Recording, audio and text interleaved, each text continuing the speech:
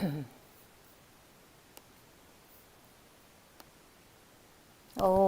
अज्ञानतिमिरान्धस्य ज्ञानाञ्जनशलाकया चक्षुरुन्मिलितं येन तस्मै श्रीगुरवे नमः। श्रीचैतन्यमनोभीष्टं स्थापितं येन भूतले स्वयं रूपः कदा मह्यं ददाति स्वपदान्तिकम्।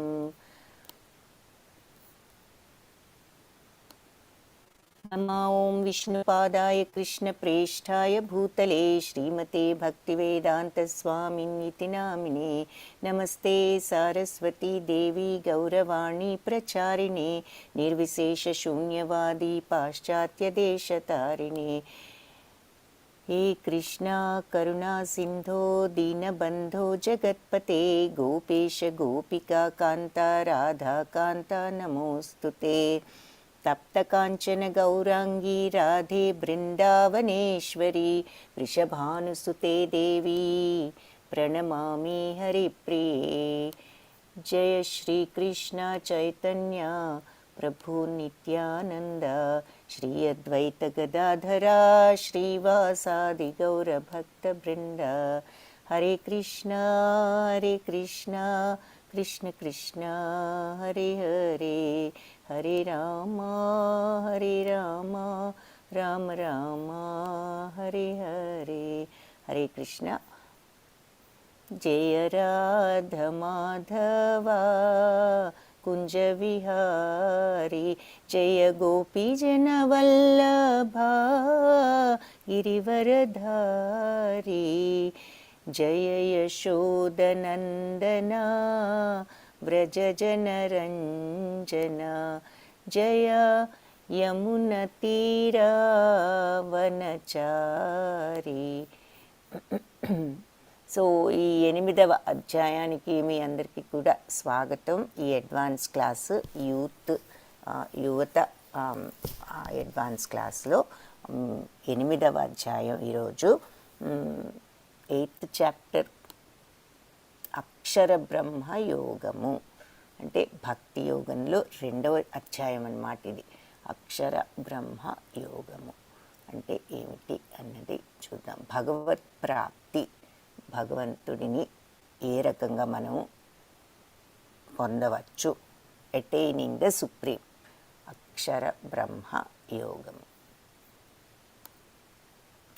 అక్షర అంటే క్షరం లేనిది, నాశనం లేనిది అని అర్థం. బ్రహ్మ అంటే ఎప్పటికీ ఉండేది, శాశ్వతమైన నిత్యమైనటువంటి ఆ బ్రహ్మము. దానిని ఆ బ్రహ్మ ప్రాప్తి ఎలా వస్తుంది? అక్షర బ్రహ్మ యోగం. సో మొదటి 4 దాంట్లో కృష్ణుడి యొక్క సమాధానాలు, అర్జునుడి ప్రశ్నలకు శ్రీకృష్ణుని సమాధానాలు. 5 నుంచి 8లో శ్రీకృష్ణుని చివరి నిమిషంలో భగవంతుని తలుచుకోవటం వల్ల మనకు వచ్చేటటువంటి లాభం ఏమిటి. తర్వాత 9 నుంచి 13లో యోగ మిశ్ర భక్తి అంటే మనము ధ్యానం ద్వారా, అంటే భగవంతుణ్ణి తలుచుకోవటం ద్వారా మనము ధ్యానంలోకి వెళ్ళటము. తరువాత 14 నుంచి 16 అంటే భక్తి, స్వచ్ఛ భక్తి, శుద్ధ భక్తి సేవ, భగవంతుణ్ణి భక్తితో ఆరాధించటం. 17 నుంచి 22 ఈ భౌతిక ప్రపంచము, స్పిరిచువల్ ఆధ్యాత్మిక ప్రపంచం యొక్క భేదాలను గమనించటం. 23 నుంచి 28 supremacy of devotion, attaining the supreme, భగవంతుణ్ణి పొందటం. ఇది ఈ చాప్టర్లో మనం చూడబోయే విషయాలు. సో అష్టమాధ్యాయం 8వ అధ్యాయం అక్షర బ్రహ్మయోగము, భగవత్ ప్రాప్తి. క్షరం లేనటువంటి, నాశనం లేనటువంటి ఆ బ్రహ్మస్థితిని మనము పొందగలుగుతాము. అర్జున ఉవాచతో స్టార్ట్ అవుతుంది. అర్జున ఉవాచ కిం తద్బ్రహ్మ కిం అధ్యాత్మం కిం కర్మ పురుషోత్తమ అధిభూతం చ కిం ప్రోక్తం అధిదైవం కిముచ్యతే. సో కిం కర్మ, అసలు కర్మ అంటే ఏమిటి? కిం ఆధ్యాత్మం, ఆధ్యాత్మికత అంటే ఏమిటి? కిం కర్మ పురుషోత్తమ. తర్వాత బ్రహ్మం, కిం తద్బ్రహ్మ, ఆ బ్రహ్మం అంటే ఏమిటి? 3 ప్రశ్నలు సోఫార్ అయ్యాయి. ఒకటి బ్రహ్మం అంటే ఏమిటంటున్నాడు, ఆధ్యాత్మికత అంటే ఆత్మ అంటే ఏమిటంటున్నాడు, కర్మ పని కర్మ అంటే ఏమిటి, కామ్యకర్మలు అంటే ఏమిటి అంటున్నాడు. అధిభూతం చ, అధిభూతం అంటే ఏమిటి నాలుగవది అని. కిం ప్రోక్తం, అధిభూతం అంటే ఏమిటి అని నాలుగవ ప్రశ్న కూడా అడిగి ప్రోక్తం చెప్పు. ఆ తర్వాత అధిదైవం ఐదవది, అధిదైవం అంటే ఏమిటి. ఈ 5 విషయాలు కూడా ఇక్కడ అర్జునుడు అడిగాడనమాట. సో బ్రహ్మం అంటే ఏమిటి, ఆత్మ అంటే ఏమిటి, కామ్యకర్మలు ఏమిటి, అధిభూతం అంటే ఏమిటి, అధిదైవం అంటే ఏమిటి, దయచేసి నాకు చెప్పు, వివరించు అని శ్రీకృష్ణుని అర్జునుడు వేడుకున్నాడు. అధియజ్ఞ కథం కోత్ర దేహేస్మిన్ మధుసూదన. అధియజ్ఞ కథం కోత్ర అంటే అధియజ్ఞ ప్రభు దేహేస్మిన్ మధుసూదన, ఏ విధంగా అతడు ఈ దేహంలో ఉంటాడు.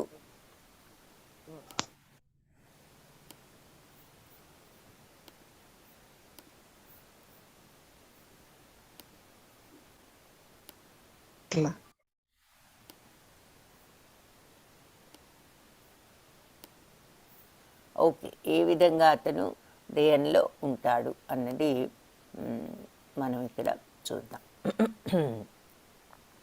సో ఈ 5 ప్రశ్నలు అడిగాడు. ఇప్పుడు రెండో దాంట్లో ఇంకేమంటున్నాడు, యజ్ఞప్రభు అంటే ఎవరు అనే 6వ ప్రశ్న కూడా అడిగాడనమాట. సో మొదటి 5 ప్రశ్నలు ఏమిటనుకున్నాము, బ్రహ్మం అంటే ఏమిటి, ఆత్మ అంటే ఏమిటి, కామ్యకర్మలు ఏమిటి, అధిభూతం ఏమిటి, అధిదైవం ఏమిటి అని అడిగాడు. ఇక్కడ యజ్ఞప్రభు ఎవరు, కోత్ర దేహేస్మిన్ మధుసూదన అని అంటున్నాడు. అంటే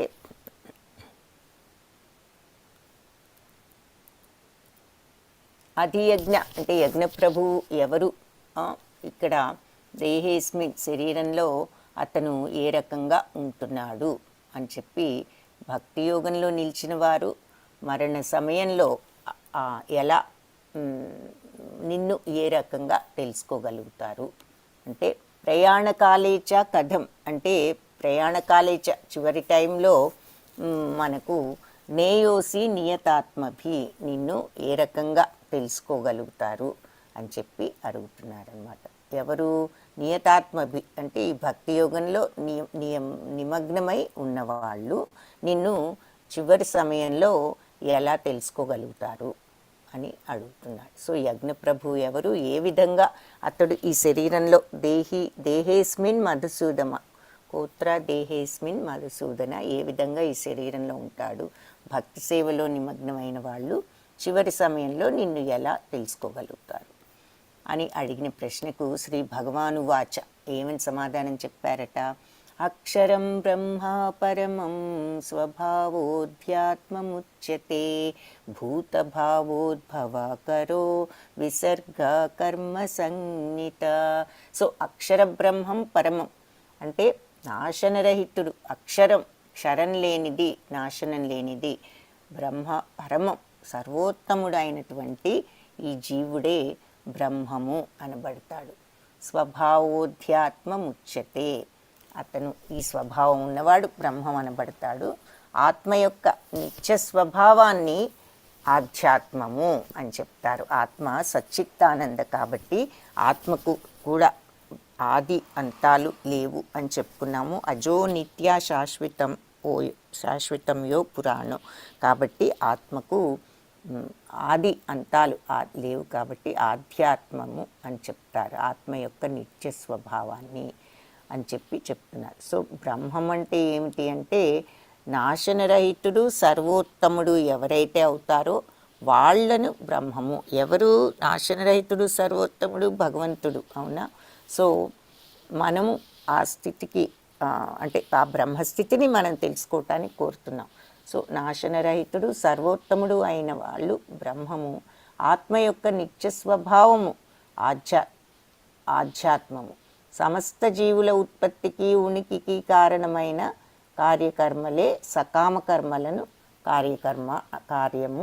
కర్మ అంటారు. అంటే సకామ కర్మలను కర్మ అంటారు. అంటే ఏమని అడిగాడు, బ్రహ్మం ఏమిటి అంటే బ్రహ్మం ఎవరు? నాశనరహితుడు సర్వోత్తముడు. సో అది ఆత్మ యొక్క నిత్య స్వభావమును ఆధ్యాత్మము అంటారు. ఆ తర్వాత కర్మ అంటే ఏమిటి అంటే అన్ని జీవులకి మంచి ఉనికికి కారణమైన కార్యమే కర్మ, అంటే సకామ కర్మ, మంచి పనులు అని అర్థం. ఇక్కడ 3 ప్రశ్నలకు సమాధానం చెప్పడం జరిగింది. ఇంకా 3 ప్రశ్నలు ఉన్నాయన్నమాట. ఇంకా 3 విషయాలు అడిగారు. సో ఏం చెప్తున్నారు? నాశరహితము దివ్యము అయిన జీవుడే బ్రహ్మము. అంటే బ్రహ్మం అంటే ప్రతి వాళ్ళలోనూ ఆత్మ భగవదంశం ఉంటుంది. ఎవరైతే అది తెలుసుకోగలుగుతారో, ఆ బ్రహ్మస్థితిని ఎవరైతే యోగంతో ఆ స్థితిలోకి వెళ్ళగలుగుతారో, ఆ బ్రహ్మస్థితికి వాళ్ళని కూడా బ్రహ్మమని అంటారు. ఆ తరువాత ఆత్మ యొక్క నిత్య స్వభావం సచ్చిత్తానంద శాశ్వత అజో నిత్య శాశ్వతమైన ఆత్మ నిత్య స్వభావమే ఆధ్యాత్మికత అంటేను. జీవుల దేహోద్భవానికి కారణమైన కర్మ, అంటే మనం కర్మలు చేస్తే మళ్ళీ దాని యొక్క ఫలితంతోనే కదా మనకు మళ్ళీ జన్మ అనేది వస్తుంది. కాబట్టి అలా ఫలితంతో కూడినటువంటి దాన్ని కర్మ అంటారు అని చెప్తున్నారు.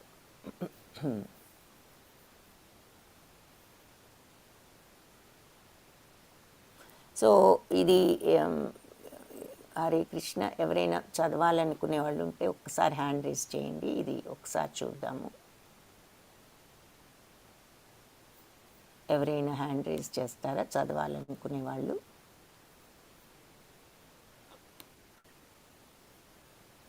Very good, okay. Hare Krishna. Suryakumari గారు మాతాజీ, సూర్యకుమారి గారు మీరు చదువుతారా? చదవండి. ఒక్క నిమిషం చూపిస్తాను, ఒక్క నిమిషం ఉండండి.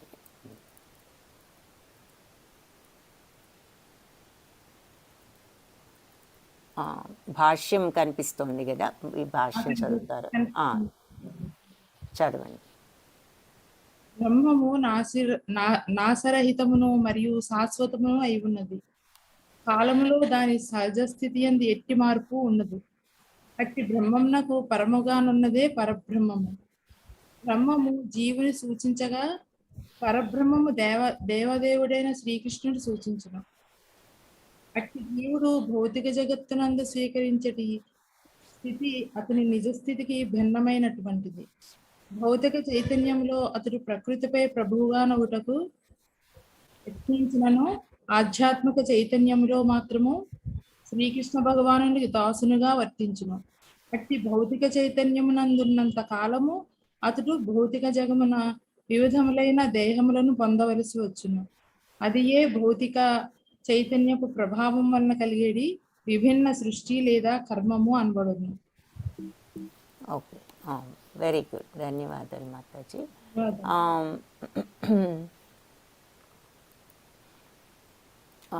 ప్రవీణ్ గారు మీరు చదువుతారా నెక్స్ట్ది?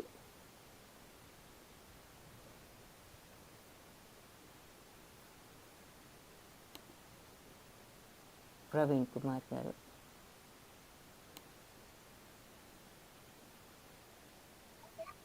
మాతాజీ ఎక్కడి నుంచి చదవాలి మాతాజీ? వేదవాంగ్మయం అనే దగ్గర నుంచి చదవండి. సరే మాతాజీ. వేదవాంగ్మయం అందు జీవుడు జీవాత్మగా మరియు బ్రహ్మముగా పిలువబడనే గాని పరబ్రహ్మముగా ఎన్నడూ పిలువబడలేదు. అట్టి జీవుడు కొన్ని మార్లు భౌతిక చైతన్యముతో తాదాత్మ్యము చెంది తనను భౌతికమని భావించు. మరికొన్ని మార్లు ఉన్నతమైన భౌతిక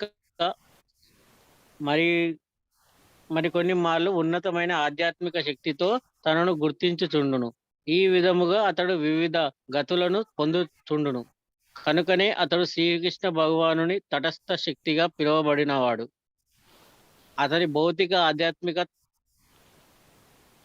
తాదాత్మ్యము నమసరించి అతడు భౌతిక దేహమును గాని లేదా ఆధ్యాత్మిక దేహము గాని పొందుచుండును. భౌతిక ప్రకృతిలో అతడు 84 లక్షల జీవరాశులలోని ఏదేని ఒక జన్మను పొందినను ఆధ్యాత్మిక స్వభావమును మాత్రము ఒకే దివ్య దేహమును కలిగి ఉండును. భౌతిక ప్రకృతిలో అతడు కొన్ని మార్లు మనుజునిగా, కొన్ని మార్లు దేవతగా, కొన్ని మార్లు జంతువుగా, ఇంకొన్ని మార్లు పక్షిగా తన కర్మను అనుసరించి ప్రకటం మగుచుండును. స్వర్గలోకమును పొంది అచ్చట సౌఖ్యములు అనుభవించుటకు అతడు కొన్ని మార్లు యజ్ఞములను చేసెను. ఆ పుణ్యఫలం నశించినంతనే తిరిగి భూమిపై మనుజునిగా జన్మించుచుండును. ఇదియే కర్మము అనబడును. ఓకే. వైదిక యగ్ వైదిక యజ్ఞ విధానమును ఛాందోగ్యోపనిషత్తు వివరించుచున్నది. దాని ప్రకారము యజ్ఞ వేదికపై 5 రకముల ఆహుతులు పంచాగ్నుల యందు ఆహుతి చేయబడును. స్వర్గలోకములు, మేఘములు, భూమి, పురుషుడు, స్త్రీ యనునని పంచాగ్నులు కాగా, శ్రద్ధ, చంద్రుడు, వర్షము, ధాన్యము, వీర్యములనని పంచాహుతులుగా భావించబడును. యజ్ఞాది యజ్ఞ విధానములందు జీవుడు ప్రత్యేకములైన స్వర్గలోకములను పొందుటకు ప్రత్యేకమైన యజ్ఞములను ఆచరించి తత్ఫలితముగా వాటిని పొందుచుండును. కానీ యజ్ఞ ఫలము నశించినంతనే భూమికి వర్ష రూపమున అరుదెంచును. తదుపరి వర్ష రూపము నుండి అతడు ధాన్య రూపమును పొందును. ధాన్యము మనుషులచే భుజింపబడగా పిదప వీర్య రూపమును పొంది స్త్రీ గర్భమున చేరి తిరిగి మానవ దేయమును పొందును. మానవ జన్మలో తిరిగి యజ్ఞములు చేయుచు ఈ చక్రమును కొనసాగించుచుండును.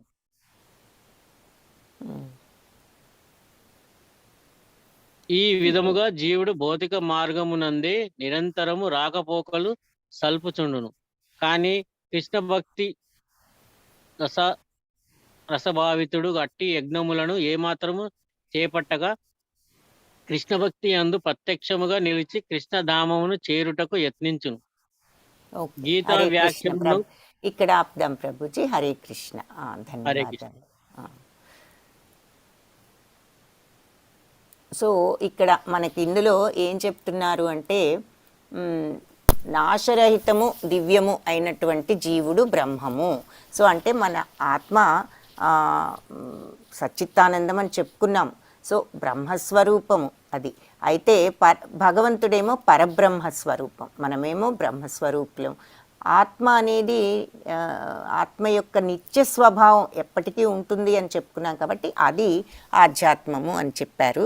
అలాగే మళ్ళీ మనం ఈ భూప్రపంచంలో పుట్టటానికి కారణమయ్యే ఏ కర్మలైనా కూడా కర్మ అని చెప్తారు అని. కర్మ అంటే ఏమిటి అని అడిగాడు కాబట్టి దానికి ఆన్సర్ అది చెప్పాడనమాట, అది చెప్పారు. సో ఇక్కడ మనకు మెయిన్గా తెలుసుకోవాల్సింది బ్రహ్మం అంటే ఏదైనా నాశరహితము శాశ్వతము అయి ఉన్నటువంటి జీవుడు ఉత్తమమైనటువంటిది. బ్రహ్మము అంటే ఆత్మ అనుకోవచ్చు. ఆ తర్వాత ఆత్మ యొక్క నిత్య స్వభావమే ఆధ్యాత్మికత. మనం చేసే కర్మల ఫలితాల వల్ల తిరిగి ఇంకొక జన్మ పొందుతాం కాబట్టి అది కామ్యకర్మ అంటే అలాంటి కర్మలు, మళ్ళీ ఇంకొక జన్మ కలిగించేటటువంటి కర్మలు అని చెప్తున్నారు. సో ఇక్కడ బ్రహ్మము అంటే నాశనరహితుడు ఉత్తముడు అయినటువంటి జీవుడు. పరబ్రహ్మము అంటే భగవంతుడు అన్నది మనం ఆ డిఫరెన్స్ గుర్తుంచుకోవాలన్నమాట. సో మెయిన్గా ఇది మనం ఇక్కడ చూడవలసిన విషయం. పోతే ఇక నెక్స్ట్ శ్లోకాకి కనుక వెళ్ళినట్లయితే అధిభూతం క్షరో భావ పురుషశ్చాధిదైవతం అధియజ్ఞోహం ఏవాత్ర దేహే దేహభృతాంబర. అధిభూతం క్షరోభావ. సో శరీరంలో నిరంతరము కూడా మార్పు చెందే భౌతిక ప్రకృతిని అధిభూతం అని అంటారు. క్షరో అంటే చేంజ్ అవుతూ ఉంటుంది, అది అధిభూతం అన్నమాట. సో నిరంతరం కూడా మార్పు చెందేది. పురుషశ్చాధి దైవతం అంటే సూర్యచంద్రులు వంటి సకల దేవతలు కలిగి ఉన్న భగవంతుని యొక్క విరాట్ స్వరూపమే అది దైవము.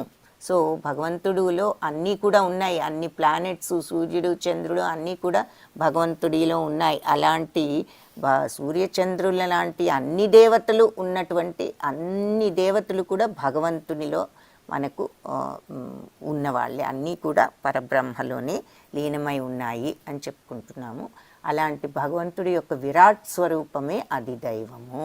అన్నింటినీ తనలో ఇముడ్చుకున్నటువంటి ఈ దైవమే భగవంతుడే, విరాట్ స్వరూపమే అది దైవము అని అంటారు. తర్వాత దేహే దేహభృతాంబర అంటే దేహంలో ఉన్నటువంటి అంతర్యామి పరమాత్మ రూపంలో ఉండే అధియజ్ఞాన్ని నేనే. అధియజ్ఞో అహమే వాత్ర, ఆ అధియజ్ఞం నేనే. ఏది దేహంలో ఉండేటటువంటి ఆ పరమాత్మ రూపంలో, ప్రతి ఒక్కరి దేహంలో పరమాత్మ రూపంలో ఉండేటటువంటి అధియజ్ఞాన్ని నేనే, అహమే అని చెప్పి చెప్తున్నారనమాట. సో ఇక్కడ ఇంకా కొన్ని ప్రశ్నలకు ఇంతకుముందు బ్రహ్మం అంటే ఏమిటి, ఆత్మ అంటే ఏమిటి, కర్మ అంటే ఏమిటి అని ఇంతకుముందు శ్లోకంలో చెప్పారు. ఇప్పుడు ఇంకేం చెప్తున్నారు, అధిభూతం అంటే ఏమిటి అంటే ఈ భౌతిక ప్రపంచం అది.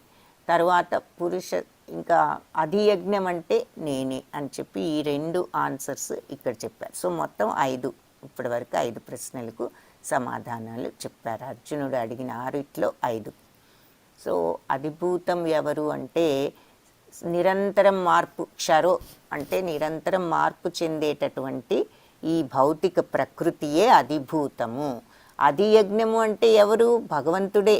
అన్ని సూర్యచంద్రులు సకల దేవతలను కూడా తనలో ఇముడ్చుకున్నటువంటి విరాట్ స్వరూపమైన భగవంతుడే అధిభూతము.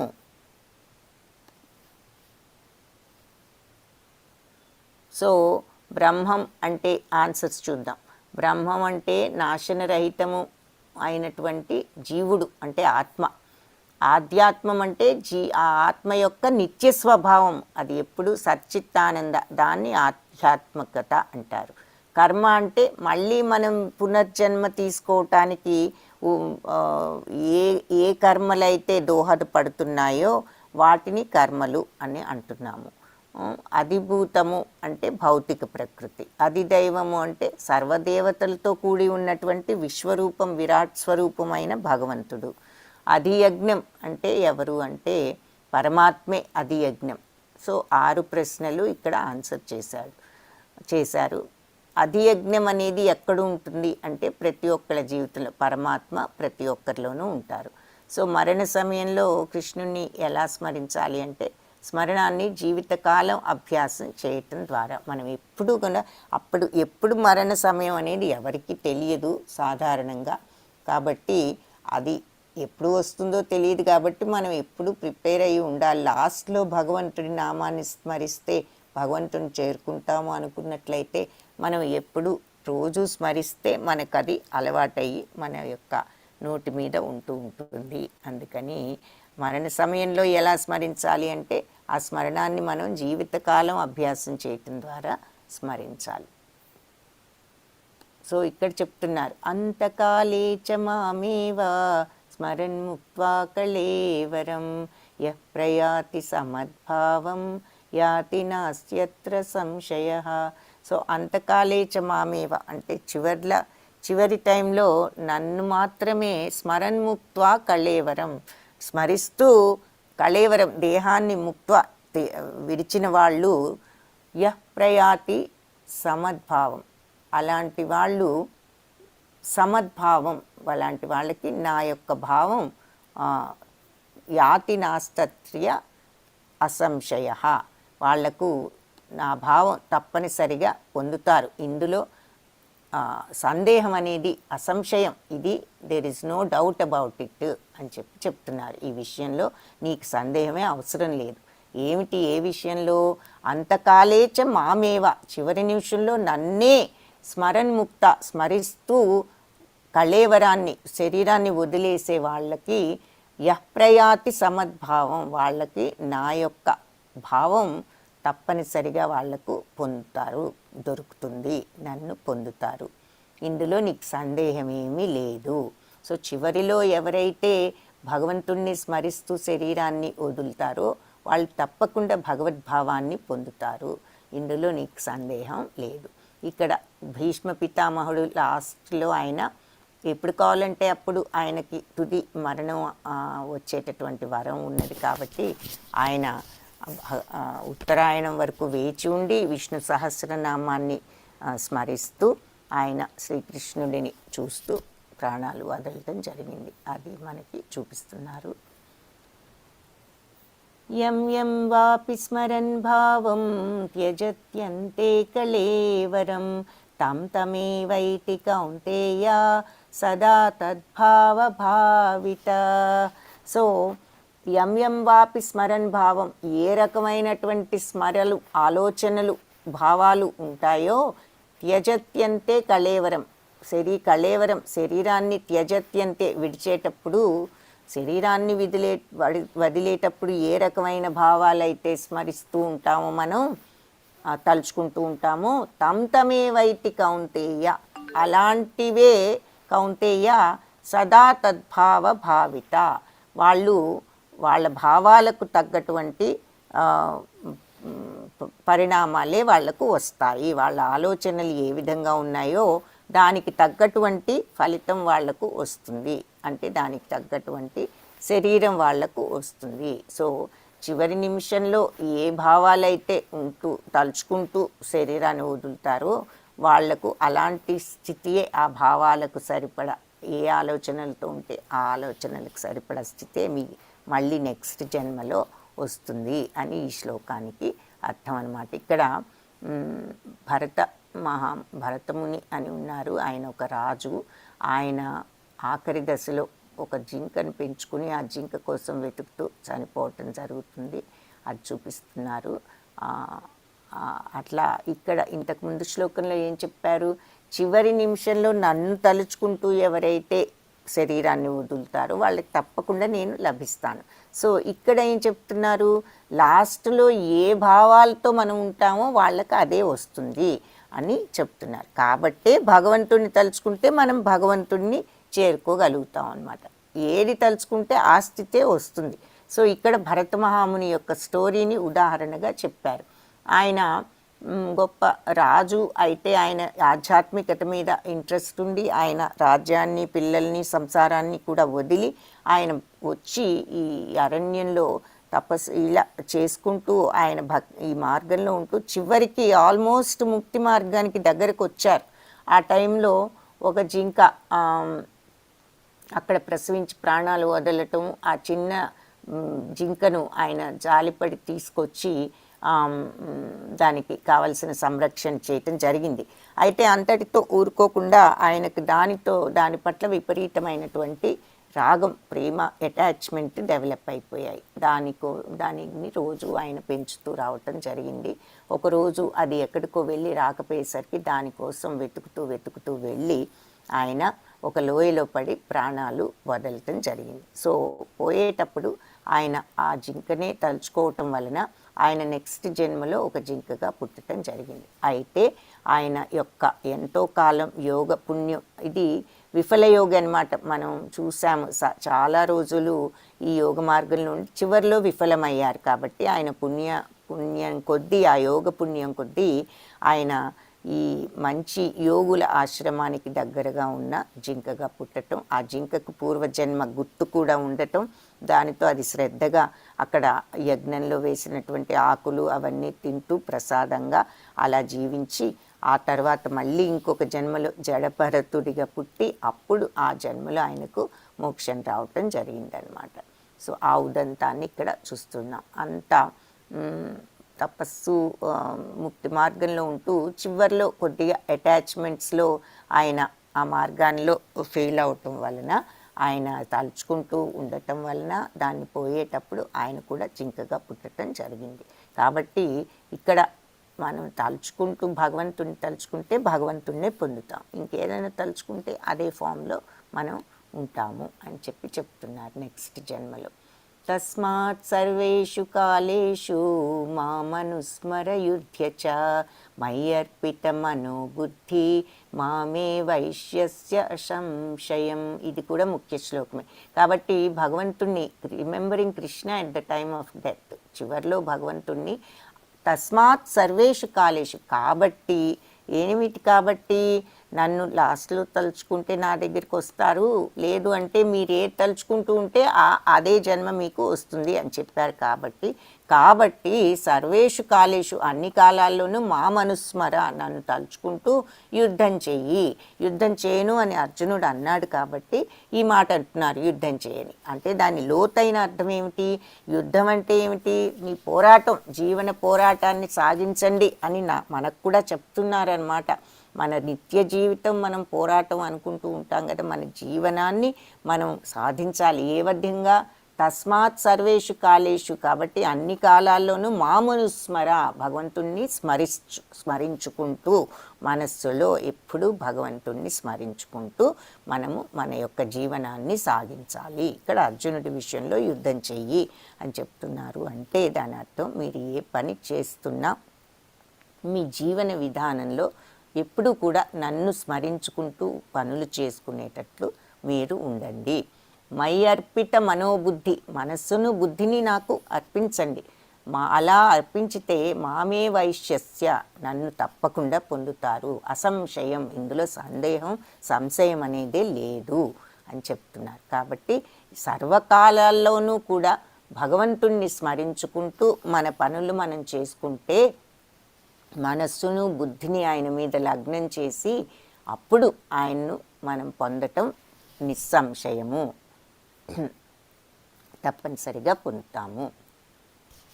అభ్యాసయోగయుక్తేన చేతసా నాన్యగామినా పరమం పురుషం దివ్యం యాతి పార్థానుచింతయన్. కాబట్టి ఈ రకమైన అభ్యాసయోగయుక్తేన, ఈ రకమైన అభ్యాసయోగంలో ఎవరైతే యుక్తులై స్థితులై ఉంటారో చేతసా నాన్యగామిన, ఈ రకమైన పనులలో పరమం పురుషం దివ్యం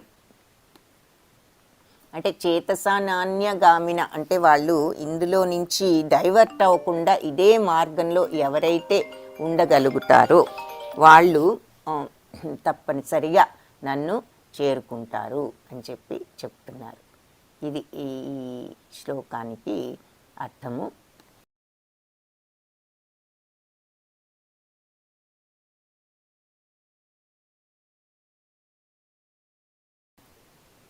నెక్స్ట్ శ్లోక చూద్దాము. సో అభ్యాస యోగం అంటే ఈ అభ్యాసం, ఈ సాధనతో ఏ సాధనలో యుక్తులై ఉన్న వాళ్ళు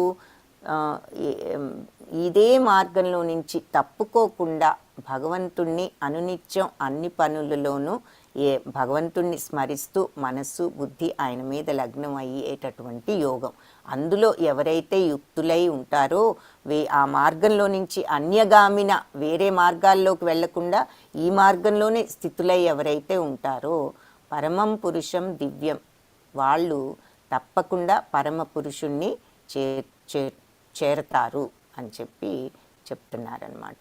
పార్థ అనుచింతయన్, ఎప్పుడు కూడా ఈ భావంతో ఉండేవాళ్ళు.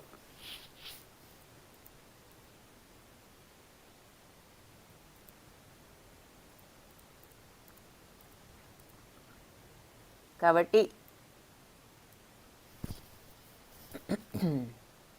అభ్యాసయోగయుక్తేన, అభ్యాసయోగం ద్వారా ఎల్లవేళలా నా స్మరణం నందు నియుక్తం చేసి ఏమాత్రమూ మార్గము తప్పక నన్నే దేవదేవునిగా ధ్యానం చేసేవాళ్ళు తప్పకుండా నన్ను చేరుకుంటారు అని చెప్పి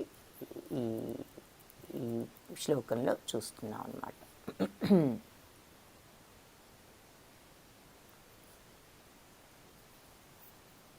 నెక్స్ట్ శ్లోకాలో అంటే ఇక్కడ మనం ఇంపార్టెంట్ విషయాలు ఏమిటి అంటే 8 విషయాల గురించి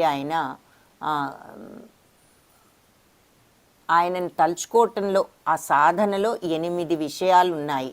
అవి ఏమిటి అన్నది మనం వాటి యొక్క ముఖ్య ప్రాధాన్యత ఏమిటి అన్నది చూద్దాం. ఇంపార్టెన్స్ ఆఫ్ రిమెంబరింగ్ కృష్ణ, కృష్ణుని తలుచుకోవటంలో ఉన్న ఇంపార్టెన్స్ ఏమిటి? తలుచుకోవటం అంటే ఏమిటి? ఉదాహరణకి జపం చేస్తాం, భగవంతుడి పేరును మనం జపిస్తూ ఉంటాం. ఆ జపం వల్ల ఏమిటి దాని యొక్క ఇంపార్టెన్స్ అని అంటే కనుక రెఫ్యూట్స్ ఇన్యాక్టివిటీ అంటే need to give a prescribed duty to remember Krishna. అంటే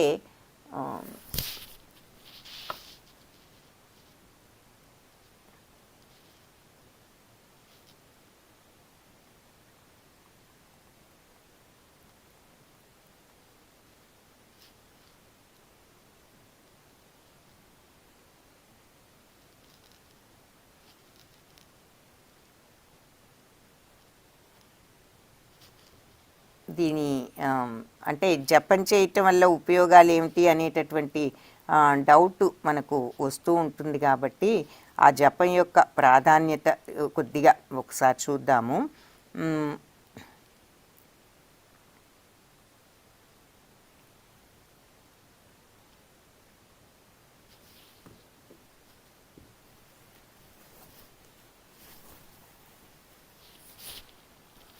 అంటే పని చేయకుండా ఉండటం అని కాదు, భగవంతుడిని పని చేస్తూనే మనసులో ఉంచుకోవటం.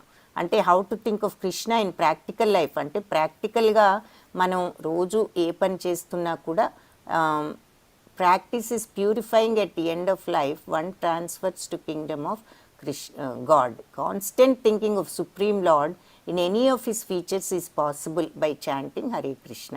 ఆయన్ను మనస్సులో ఎప్పుడు తలుచుకోవటానికి మార్గం ఏమిటి అంటే ఈ భగవన్నామ స్మరణ అని చెప్పేసి చెప్తున్నారు. So most effective way to remember Krishna chanting ఏమిటి అంటే భగవంతుణ్ణి తలుచుకోవటానికి, ఇలా నిత్యము మనసులో ఉంచుకోవటానికి గొప్ప మార్గం ఏది అంటే భగవంతుని ఈ హరే కృష్ణ మహామంత్రాన్ని మనం జపించటము అని చెప్తున్నారు. ఈ జపం వల్ల మనకు వచ్చే బెనిఫిట్స్, లాభాలు ఏమిటి అంటే భగవంతుడి యొక్క స్మృతి మనసులో అనునిత్యం ఉంటుంది. Revival of memory of Krishna, ఆయన యొక్క స్మృతి మన మనస్సులో ఉంటుంది. తర్వాత ఇయర్, టంగ్, మైండ్ అన్నీ కూడా, అంటే మన చెవి, నోరు, మనస్సు అన్నీ కూడా భగవంతుడి మీద లగ్నమై ఉంటాయి ఆ జపం చేసేటప్పుడు. తర్వాత భగవంతుని యొక్క అనుభూతిని, భగవంతుడి పరంధామాన్ని పొందగలుగుతాము అని చెప్పి ఈ జప లాభాలు ఏంటి అని మనకి కనుక ఒక క్వశ్చన్ వస్తే అవి ఆన్సర్స్ అన్నమాట. కాబట్టి అసలు భగవంతుడి యొక్క ముఖ్యత కానీ ఆయన గురించి అసలు మనం తెలుసుకోవాలి అంటే ఆయన లక్షణాలు కానీ ఏమిటి అంటే ఆయనే సుప్రీం ఎంజాయర్, అన్ని చరమభోక్త, అన్నిటికీ భోక్తారాం యజ్ఞ తపస్సాం, అన్ని యజ్ఞ తపస్సులకు భగవంతుడే. ఏ పని చేసినా అది భగవంతుడికే చెందుతుంది, మన కర్మలన్నిటి యొక్క ఫలితాలు. కాబట్టి అది భగవంతుడి యొక్క ప్రాధాన్యత, చరమభోక్త. తర్వాత సుహృదం సర్వభూతానాం భోక్తారాం యజ్ఞ తపసాం సర్వలోక మహేశ్వరం సుహృదం సర్వభూతానాం జ్ఞాత్వా మాం శాంతిమృచ్చతి అని చూస్తాం మనం 6వ అధ్యాయంలో. సో 5వ అధ్యాయంలో చూసాం. అంటే అన్ని యజ్ఞ తపస్సులకు, అన్ని పనులకు చరమభోక్త ఆయనే, అందరికీ పరమేశ్వరుడు, అందరి మంచిని కోరేవాడు.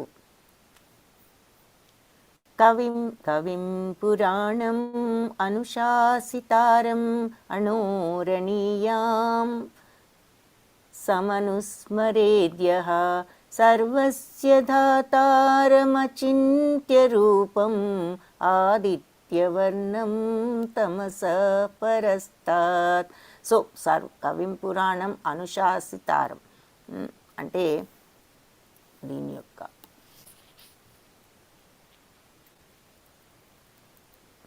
కవిం సర్వజ్ఞుడు, పురాణం అంటే ప్రాచీనుడు, అనుశాసితారం నియమించేవాడు, అణు కన్నను అణీయాంశం సూక్ష్మమైన, అణువు కంటే కూడా సూక్ష్మమైన అనుస్మరేత్ సర్వదా స్మరించుతూ, అనుస్మరణ అంటే ఎప్పుడు స్మరిస్తూ, ఎవరైతే ఉంటారో సర్వస్య ధాతారం అన్నిటినీ కూడా పోషించేటటువంటి వాడు, అచింత్య రూపం ఊహింపశక్యం కాని రూపము, ఆదిత్యవర్ణం అంటే సూర్యుని వలె తేజస్సు కలిగినటువంటి తమస్సునకు పరస్తాత్ అంటే చీకటికి అతీతుడు.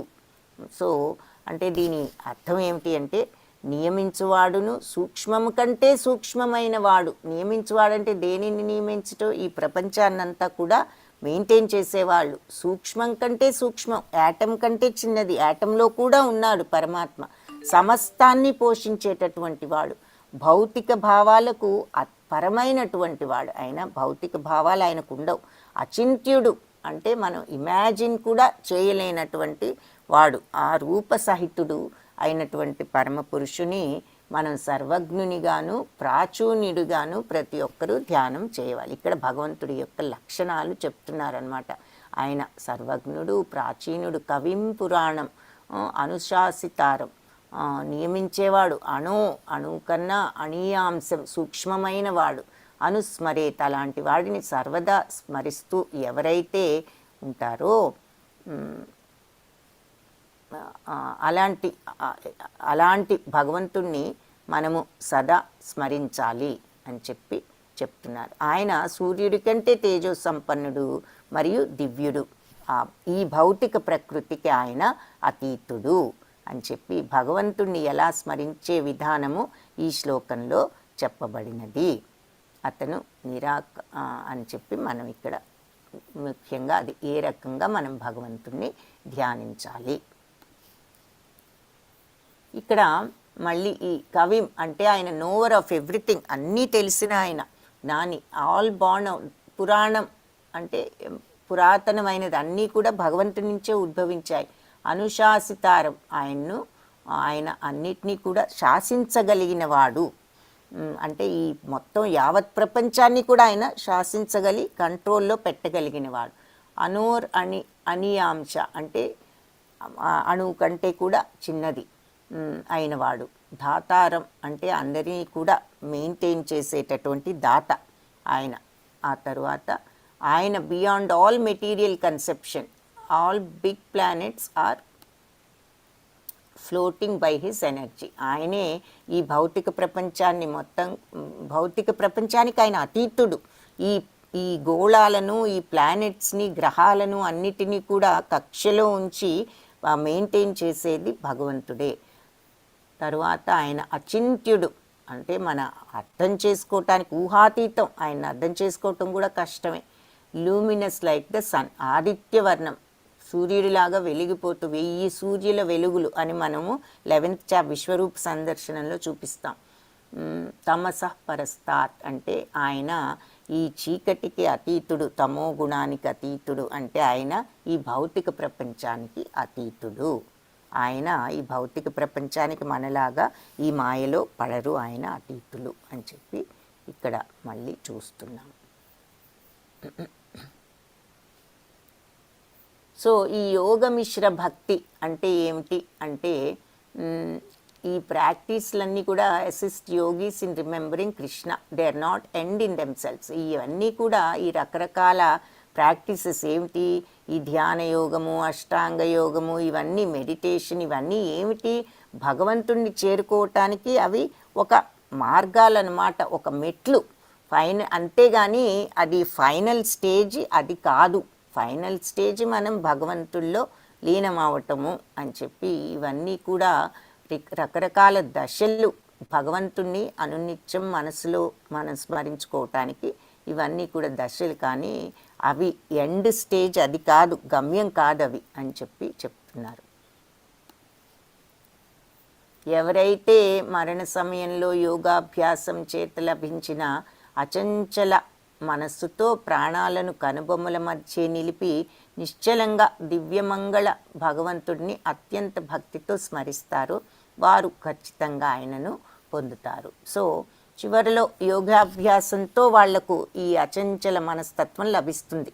సో వాళ్ళు కనుబొమ్మల మధ్య ప్రాణాలను నిలిపి నిశ్చలంగా దివ్యమంగళ భగవంతుణ్ణి భక్తితో స్మరిస్తారో వాళ్ళు ఖచ్చితంగా ఆయన్ని పొందుతారు అని 10th శ్లోకాలో చెప్తున్నారు. అలాగే 10th, 11th, 12th, 13th shlokas చూద్దాము. ఇక్కడ ప్రయాణకాలే మనసాచలేన భక్త్యా యుక్తో యోగ బలేన చైవ భ్రువోర్మధ్యే ప్రాణమావేశ్య సమ్యక్ సతం పరం పురుషం ఉపైతి దివ్యం. సో మరణ సమయంలో ప్రాణవాయువును భూమధ్యలో నిలిపి యోగశక్తితో చలించని మనస్సుతో సంపూర్ణ భక్తిభావంతో భగవంతుణ్ణి స్మరించేవాడు తప్పకుండా ఆ పరమ పురుషుణ్ణి పొందుతాడు. ఇక్కడ యోగ బలేన అనే పదానికి ఒక ప్రాధాన్యత ఉంది. ఏమిటి అంటే యోగాభ్యాసం లేకుండా మరణ సమయంలో ఎవరూ కూడా ఇలాంటి దివ్యస్థితికి రాలేరు. ఆ యోగము భక్తి యోగమైనా సరే అని చెప్పి చెప్తున్నారనమాట. కాబట్టి సడన్గా మనం లాస్ట్లో భగవంతుణ్ణి స్మరించటం మనకి సాధ్యం కాదు. కాబట్టి మనం ఆ భక్తి యోగాన్ని అభ్యసించాలి. అది అభ్యసించటానికి మనకు ఈ భగవన్ నామస్మరణ ఉపయోగపడుతుంది. యదక్షరం వేదవిదో వదంతి విశంతి యద్యతయో వీతరాగా యదిచ్ఛంతో యదక్షరం వేదవిదో వదంతి విశంతి యద్యతయో వీతరాగా యదిచ్ఛంతో బ్రహ్మచర్యం చరంతి తత్తే పదం సంగ్రహేణ ప్రవక్ష్యే. అంటే దేనిని మనం ఓం అనేటటువంటి అక్షరాన్ని వేదాలను తెలిసిన వాళ్ళు చెప్తారు ఏమని, దేనిలో అయితే ఓంకారాన్ని ఉచ్చరించేవారు వేద విధులు సన్యాసాశ్రమంలో ఉన్న మహర్షులు అయినటువంటి మనుషులు బ్రహ్మంలో ప్రవేశిస్తూ ఉంటారు. అంటే వాళ్ళు యోగంలో ఉండగలరు, భగవంతుణ్ణి పొందగలరు. అట్టి పూర్ణత్వాన్ని కోరేవారు బ్రహ్మచర్య వ్రతాన్ని అభ్యసించి మోక్షాన్ని కూర్చు ఈ విధానాన్ని ఇప్పుడు నీకు నేను సంగ్రహంగా వివరిస్తాను. ఈ విధానాన్ని ఎవరైతే ఈ రకంగా మోక్షాన్ని పొందుతున్నారో అది నీకు ఇప్పుడు నేను వివరిస్తాను అని చెప్పారు ఈ శ్లోకంలో. ఏం చెప్తున్నారు నెక్స్ట్? సర్వద్వారాణి సంయమ్య మనోహృది నిరుధ్య చ మూర్ధ్నాధాయాత్మన ప్రాణం ఆస్థితో యోగధారణం. హరే కృష్ణ. శ్రీదేవి మాతాజీ హరే కృష్ణ. హరే కృష్ణ మాతాజీ. ఇది మీరు ఈ తాత్పర్యం ఒకసారి చదువుతారా? ఓకే మాతాజీ. అది చదివిన తర్వాత చివర్లో కట్ అవుతుంది మాతాజీ. ఓకే, కనిపిస్తుంది మాతాజీ. ఓకే మాతాజీ. భావమేగా మాతాజీ? భావం, భాష్యం కాదు, భావం చదవండి. భావమే. ఓకే మాతాజీ. ఇంద్రియ కర్మల నుండి విడివడి ఉండుటయే యోగ శక్తి అనబడును. సర్వేంద్రియ ద్వారములను మూసివేసి యోగ స్థితి. ఓకే మాతాజీ. యోగ స్థితి అనబడును. సర్వేంద్రియ ద్వారములను మూసివేసి మనస్సును హృదయమునందు స్థిరము చేసి ప్రాణవాయువును శీర్షాగ్రహమునందు నిలిపి మనుజుడు యోగమునందు స్థితుడు కాగలడు. ఓకే, హరే కృష్ణ. హరే కృష్ణ మాతాజీ. ఈ భాష్యం కూడా చదవండి ఒకసారి.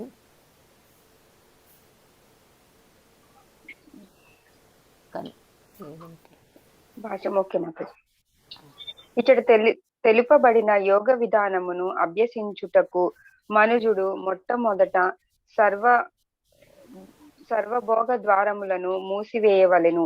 ఇట్టి అభ్యాసమునకే ప్రత్యాహారము అంటే ఇంద్రియార్థముల నుండి ఇంద్రియములను మరలించుట అని పేరు. జ్ఞానేంద్రియములైన కన్నులు, చెవులు, నాసికము, జిహ్వ, స్పర్శను సంపూర్ణముగా నిగ్రహించవలెను. స్వీయ తృప్తి యందు వాటిని నియుక్తము చేయరాదు. ఈ విధముగా ఉనరించినప్పుడు మనస్సు హృదయస్థ పరమాత్మపై నెలకొని ప్రాణవాయువు శీర్షాగ్రమమునందు ప్రతిష్ఠితమగును. షష్టాధ్యాయమున ఈ పద్ధతి విపులముగా వివరింపబడినది. కానీ ఇదివరకే తెలుపబడినట్లు ఈ యోగ పద్ధతి ప్రస్తుత కాలమునకు ఆచరణీయము కానిది. కలియుగమునకు ఏకైక ఉత్తమ మార్గము కృష్ణ భక్తి రసాభావనమే. భక్తి యోగమునందు శ్రీకృష్ణుని పైననే సదా మనస్సును లగ్నము చేయగలిగినచో అచంచలమైన సమాధి స్థితి యందు నిలుచుట మనుజునకు సులభతరము కాగలదు. హరే కృష్ణ మాతాజీ, ధన్యవాదాలు. ఇక్కడ మనకు అందుకని ఇంద్రియ కర్మల నుంచి విడవడటమే యోగస్థితి. అంటే ఇంద్రియాలు చూపించే ఈ ప్రలోభాలను తీర్చుకోవటానికి చేసేటటువంటి పనులన్నీ కూడా మనం వదిలిపెట్టగలిగితే అదే యోగస్థితి. అంటే ఇంద్రియాల యొక్క ఇన్ఫ్లుయెన్స్లో మనం పడకుండా బయటపడగలిగితే అది యోగస్థితి. సర్వేంద్రియ ద్వారాలను, అన్ని ఇంద్రియాలను కూడా మూసివేసి మనస్సును హృదయంలో స్థిరం చేసి, అంటే మనస్సును మన ఆత్మలో లోపల వైపుకు, బయట కనిపించేది కాకుండా లోపల ఉన్న ఆత్మ వైపు స్థిరం చేసి ప్రాణవాయువును మన ఆ బ్రెత్ను శీర్షాగ్రము అంటే మన యొక్క దీనిపైన ఎవరైతే నిలిపి ఉండగలుగుతారో వాళ్ళు యోగంలో స్థితులు కాగలరు అని చెప్తున్నారనమాట. అంటే మనము ఈ ఇంద్రియాలన్నిటినీ కంట్రోల్ చేసి ఈ రకంగా ఉండగలిగితే యోగంలో స్థితిలో అవుతాం. అయితే ఈ యోగ పద్ధతి ఈ కాలానికి అంతా సూటబుల్ కాదు కాబట్టి మనము ఈ జప మార్గాన్ని అనుసరించాలి. ఈ కలియుగానికి హరినామ జపం మనకు సరి అయిన మార్గం అని చెప్పుకున్నాం. ఈ రకమైనటువంటి యోగా ఇదంతా కూడా మునులు వాళ్ళు చేసేవారు సత్యలోకం ఆ రోజుల్లో కృతయుగంలో. ఇప్పుడు మనకు ఉపయోగపడే మార్గం ఏమిటి అంటే భక్తి మార్గంలో మనకు జపయజ్ఞమే భగవంతుడి నామజపం అని కూడా చెప్తున్నారు భాష్యంలో. సో ఇక్కడ మీరు ఒక విషయం చెప్తాము. ఈరోజు మనందరం కూడా భక్తి వృక్ష అనే ఒక గ్రూప్స్ మీలో మీరు ఫామ్ అవ్వాలి. ఒక్కొక్క గ్రూప్లో మ్యాక్సిమమ్ 15 మంది అన్నారు. కాబట్టి మనకు ఒక్క గ్రూప్ అయితే సరిపోతుంది. మనం ఎక్కువ మంది లేకపోతే అంటే ఈరోజు ఉన్న వాళ్ళని చూస్తుంటే ఒక గ్రూప్ వరకు సరిపోతుంది. సో ఇక్కడ మాకు ఒక చిన్న హెల్ప్ కావాలి. ఇలా గ్రూప్స్ ఫామ్ అయ్యి మీరు ఏం చేయాలి అంటే నేను లేకపోయినా మీరు వారానికి ఒక్కసారన్నా 2 సార్లైనా మీకు కన్వీనియంట్ టైంలో మీరందరూ కూడా మీట్ అయ్యి మీరు డిస్కస్ చేసుకుంటూ ఉండాలన్నమాట విషయాలు. సో ఈ క్లాస్ విషయాలు ఇవన్నీ ఇలా ఈ చాప్టర్ని డిస్కస్ చేసుకున్నట్లయితే మీకు అప్పుడు ఈ చాప్టర్ ఇంకా బాగా అవగతం అవుతుంది. తర్వాత మీరు కూడా ఈ చాప్టర్ విషయాలు వివరించేటటువంటి ఒక అవకాశం ఇస్తాము. సో దానికి కూడా మీరు ప్రిపేర్ అవటానికి వీలవుతుంది. సో ఈ డిస్కషన్స్ అవి చేయటానికి మీరు ఒక గ్రూప్గా ఫామ్ అవ్వచ్చు. ఇప్పుడు ఉన్న వాళ్ళందరూ కూడా గ్రూప్గా ఫామ్ అయ్యే ఉద్దేశం ఉన్నవాళ్ళు ఎవరైనా ఉంటే ఒకసారి హ్యాండ్ రేస్ చేస్తారా? మీరంతా మీలో అందరూ కూడా గ్రూప్గా ఫామ్ అవ్వచ్చు.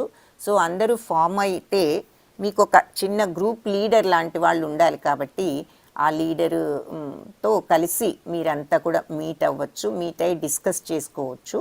సో ఈ లీడర్గా ఉండటానికి ఎవరికైనా ఇంట్రెస్ట్ ఉంటే దయచేసి హ్యాండ్ రేస్ చేయండి. మీరు లీడర్గా ఉంటూ అందరికీ డిస్కషన్స్ అవి ఫెసిలిటేట్ చేయవచ్చు. సో ఎవరు లీడర్గా ఉండగలరు? ప్రవీణ్ కుమార్ గారు మీరేమన్నా ఉంటారా? లేదంటే సూర్యకుమారి గారు కానీ హ్యాండ్ రేస్ చేస్తే తెలుస్తుంది. ఎవరికైనా ఆ ఇంట్రెస్ట్ ఉంటే ఒక్కసారి హ్యాండ్ రేస్ చేయండి దయచేసి.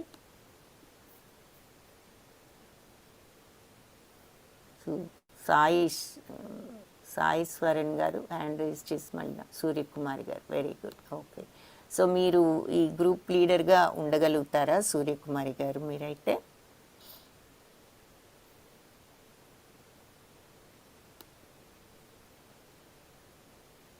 అన్మ్యూట్ చేసుకుంటారా? ఉంటారా? గైడెన్స్ ఉంటుందా మాతాజీ? అంటే మీకు ఇప్పుడు పీడిఎఫ్ అది పోస్ట్ చేసామని అనుకుంటున్నాము. భగవద్గీత పీడిఎఫ్ మీ దగ్గర ఉంటుంది. బుక్ కూడా మీరు ఆర్డర్ ఇచ్చుకోవచ్చు అవసరమైతే. ఆ బుక్స్ లింక్ కూడా పంపించా. బట్ ఆ భగవద్గీతలో మీరు డిస్కస్ చేసుకోవచ్చు. ఫర్ ఎగ్జాంపుల్ ఈరోజు 8th చాప్టరు, మీరు ఆ 8th చాప్టర్ ఇలాగే మీరు ఆ భాష్యాన్ని అది చదివి మీరంతా డిస్కస్ చేసుకోవచ్చు. ఒక్కొక్కరు ఒక్కొక్కటి చదివి దాని అర్థాన్ని తెలుసుకోవటం, వివరించటం ఇలా ప్రాక్టీస్ చేసుకోవచ్చు. మీ లీడర్గా మీరు ఫెసిలిటేట్ చేయొచ్చు. ఒక్కొక్కరిని చదవమంటో దాని యొక్క అర్థం ఏమిటో వివరించటానికి ప్రయత్నించండి అని అడగటము ఇది చేయవచ్చు. అట్లా ప్రాక్టీస్ చేసుకుంటే మీకు సబ్జెక్ట్ కూడా ఇంకా బాగా అవగతం అవుతుంది. ఆ తర్వాత మీకు ప్రజెంటేషన్ ఛాన్స్ కూడా ఇస్తాం. ఎవరైనా ఒకరోజు మీరే క్లాస్లో కూడా ప్రజెంట్ చేయొచ్చు. సో అది ఆ ఛాన్స్ కూడా వస్తుంది, మీకు అలవాటు అవుతుంది. సో మీకు సబ్జెక్ట్ కూడా బాగా అర్థం అవుతుంది. సో అది బేసిక్లీ మీకు ఏదైనా డౌట్స్ వస్తే ఎప్పుడైనా మీరు క్లాస్లో ఈ విషయాలు అడగచ్చు. ఆ డిస్కషన్స్లో వచ్చిన డౌట్స్ అలాంటివి నోట్ చేసుకుని మీరు క్లాస్లో ఆ ప్రశ్నలు కూడా అడగచ్చు. సో బేసిక్లీ అది తర్వాత మీరు లీడర్గా ఉంటే కొంచెం అటెండెన్స్ గ్రూప్ అటెండెన్స్ తీసుకోవచ్చు. మీకు ఏ టైం కన్వీనియంట్ చూసుకొని వారంలో 1 or 2 times మీట్ అవ్వటము. ఆ మీట్ అయినప్పుడు మీరంతా డిస్కస్ చేసుకోవటం, ఆ టైంలో అటెండెన్స్ కూడా తీసుకొని సబ్మిట్ చేయటం, ఇది చేయాలి. మీరంతా ఒక గ్రూప్గా, ఆ భక్తి వృక్ష గ్రూప్ అని దానికి పేరు అనమాట. సో ఆ గ్రూప్గా ఫామ్ అయితే మన గ్రూప్లో వాట్సాప్ గ్రూప్గా మీరు సపరేట్గా ఫామ్ అవ్వచ్చు. సో అది చేయగలుగుతారా? అది ఇప్పుడు కొత్తగా మనకు ఆ సిస్టమ్ పెట్టారు ఈ అడ్వాన్స్ క్లాస్లో, అందుకని ఆ విషయం మీకు తెలియజేస్తున్నాము. సో అది మీరు స్టార్ట్ చేస్తే మీ క్లాసు ఇప్పుడు ఉన్న వాళ్ళందరూ అది మెల్లగా దాన్ని మీరు దానివల్ల బెనిఫిట్ అవటానికి అవకాశం ఉంది. Okay. Hare Krishna. So WhatsApp చెప్పండి మాతాజీ. ఏంటి సండేసా మాతాజీ? అంటే ఎప్పుడైనా మీ ఇష్టం, మీ అందరికీ ఏ రోజు బెటర్ అనుకుంటే మీరు ఆ వాట్సాప్ గ్రూప్లో మేబీ మెసేజ్ పంపించుకోవచ్చు. ముందు గ్రూప్ క్రియేట్ చేద్దాము. వాట్సాప్ గ్రూప్ క్రియేట్ చేస్తే ఒక ఉన్నవాళ్ళు ఇక్కడ ఉన్న నేమ్స్ అన్నిటితో మనం వాట్సాప్ గ్రూప్ క్రియేట్ చేయొచ్చు. ఇన్విటేషన్ పంపిస్తాము వాట్సాప్ గ్రూప్కి. దాంట్లో మీరంతా కనుక జాయిన్ అయితే ఆ గ్రూపు మీరున్న గ్రూప్కి మీరు సపోజింగ్ మీరు లీడర్ అనుకోండి, ఒక 15 మంది మాత్రమే జాయిన్ అవ్వచ్చు ఒక్కొక్క గ్రూప్లో. సో అప్పుడు మీరు 8th చాప్టర్ నుంచి స్టార్ట్ చేసుకోండి. ఇప్పుడు 8th చాప్టర్లో ఉన్నాం కాబట్టి ఒకసారి డిస్కస్ చేసుకోవచ్చు. ఏ రోజు మీట్ అవ్వాలో మీరు మెంబర్స్ని అందరినీ కనుక్కుని పలానా రోజు అనుకుంటున్నాము, ఆ టైం అందరికీ ఓకేనా అని చెప్పేయండి. సండే కానీ సాటర్డే ఈవినింగ్ కానీ మీకు ఏ టైం, సండే మార్నింగ్ కానీ అలా ఏ టైం వీలైతే ఆ టైం పెట్టుకుంటే ఆ రోజు మీరు మీట్ అవ్వచ్చు. ఓకేనా మాతాజీ? సో ఈ వాట్సాప్ గ్రూప్ మీకు క్రియేట్ చేయటం వచ్చా మాతాజీ? ఓకే, సరే. మేము క్రియేట్ చేసి అయితే మీ లింక్ పంపిస్తాము. మీరు వెంటనే జాయిన్ అవ్వండి Mataji. Then we can make you admin చేస్తే లీడర్ని చేయొచ్చు. దాంట్లో ఒక 15 మెంబర్స్ వరకు మాత్రమే జాయిన్ అవ్వాలి. Okay. Hare Krishna. Sridevi Mataji, sorry unmute. Hare Krishna. మనం వాట్సాప్ గ్రూప్ క్రియేట్ చేసి పెడదాం మాతాజీ ఒకటి. మీకు అది కుదురుతుందా వాట్సాప్ గ్రూప్ క్రియేట్ చేయటం? ఓకే మాతాజీ. భక్తి వృక్ష గ్రూప్ 1 అని పెడదాము. పెడితే అది వాట్సాప్ గ్రూప్లో ఇన్వైట్ పెడదాము మన అడ్వాన్స్ యూత్ క్లాస్ గ్రూప్లో. పెడితే ఈ మన సూర్యకుమారి మాతాజీ జాయిన్ అవుతారు. ఆవిడకి సెపరేట్గా పంపిస్తారా మాతాజీ? ఫస్ట్ పంపిస్తే ఆవిడని అడ్మిన్ చేయొచ్చు. చేసి నన్ను కూడా యాడ్ చేయండి, నన్ను కూడా అడ్మిన్ చేయండి. అప్పుడు ఇన్విటేషన్ పంపిద్దాము. ఆ తర్వాత మనం ప్రభుజీ వాళ్ళని కూడా యాడ్ చేయాలి. నేను యాడ్ చేస్తాను అప్పుడు ప్రభుజీని, జానకి మాతాజీని. ఆ తర్వాత అటెండెన్స్ ఫార్మాట్ ఒకటి పోస్ట్ చేయాలి, అందులో పోస్ట్ చేద్దాం అప్పుడు. ఓకే. తర్వాత మనము ఈ సాధన చార్ట్ ఒకటి పోస్ట్ చేయాలనుకుంటా మాతాజీ. ఆవిడ శాంతిసుధ మాతాజీని కనుక్కుని ఎవ్రీ ఫ్రైడే మనం ఈ సాధన చార్ట్ ఒకటి పోస్ట్ చేయాలి గ్రూప్లో. మాతాజీ దగ్గర ఉంది సాధన చార్ట్, మనకు కూడా ఒక కాపీ ఇవ్వమని అడుగుతారా మరి ఆవిడని? ఓకే. హరే కృష్ణ మాతాజీ, ధన్యవాదాలు. ఈ అందరూ కూడా ఈ సాధన చార్ట్ పోస్ట్ చేస్తారు.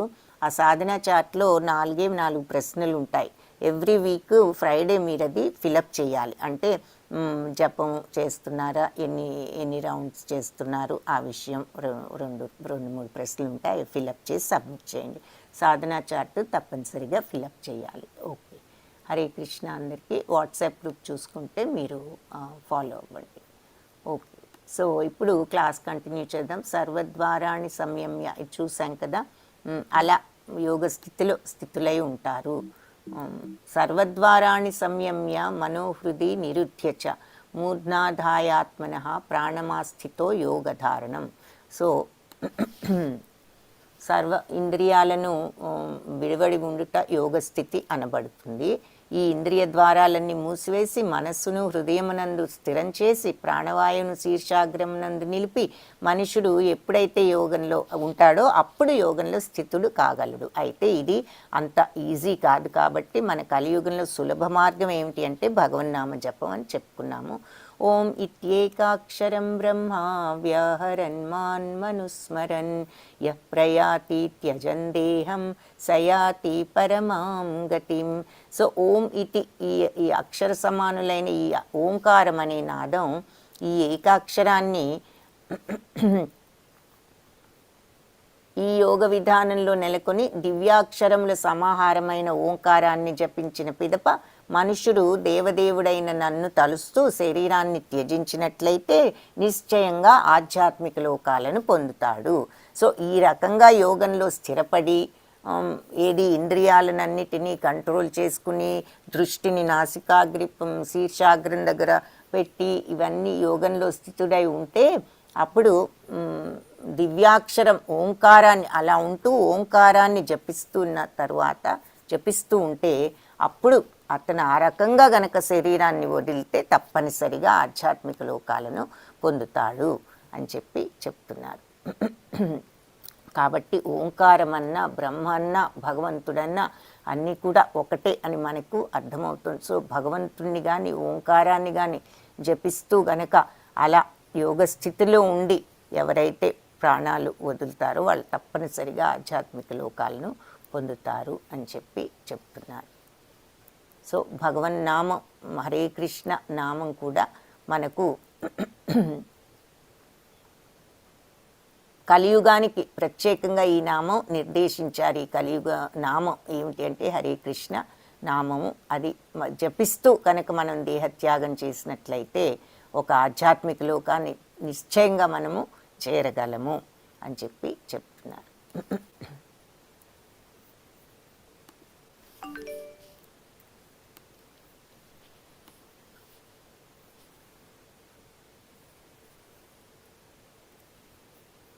తర్వాత అనన్యచేత సతతం యో మాం స్మరతి నిత్యశః తస్యాహం సులభా పార్థ నిత్యాయుక్తస్య యోగిన.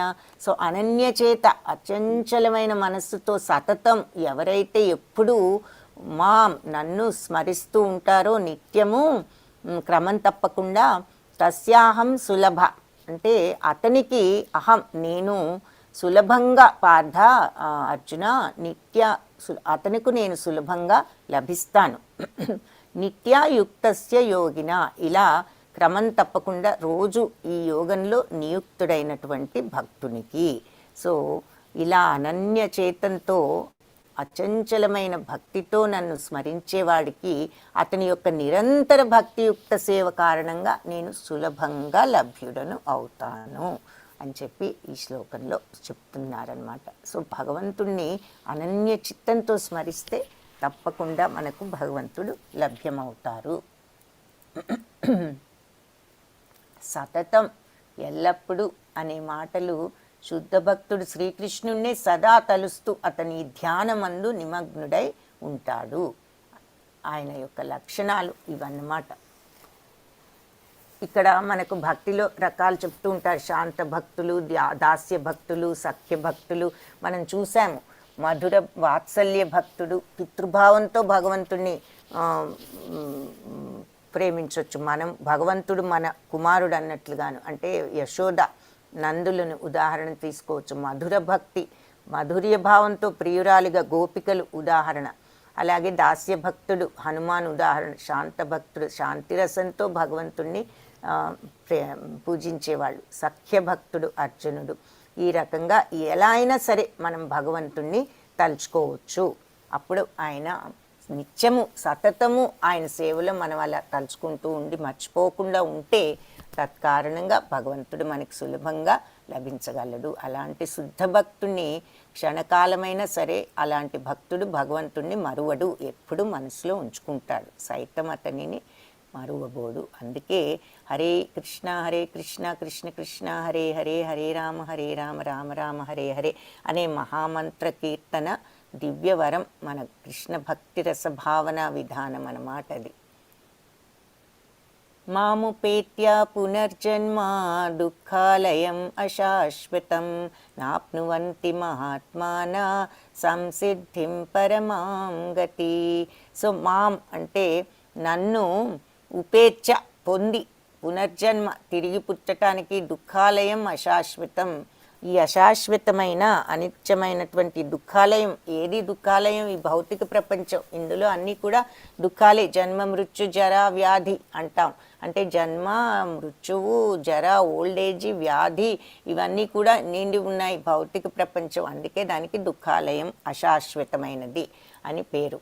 సో నాప్నువంతి మహాత్మాన పొందరు ఎవరు? మహాత్ములు. సంసిద్ధిం పరమాం గతిం వాళ్ళకి సంపూర్ణత్వం, సంసిద్ధిం వాళ్ళకి పరమగతి సంసిద్ధిస్తుంది, ప్రాప్తిస్తుంది. సో ఎవరికి అంటే భక్తి యోగులైన మహాత్ములు నన్ను పొందిన తర్వాత ఇంకా వాళ్ళకి ఈ దుఃఖాలయానికి రావాల్సిన అవసరము లేదు.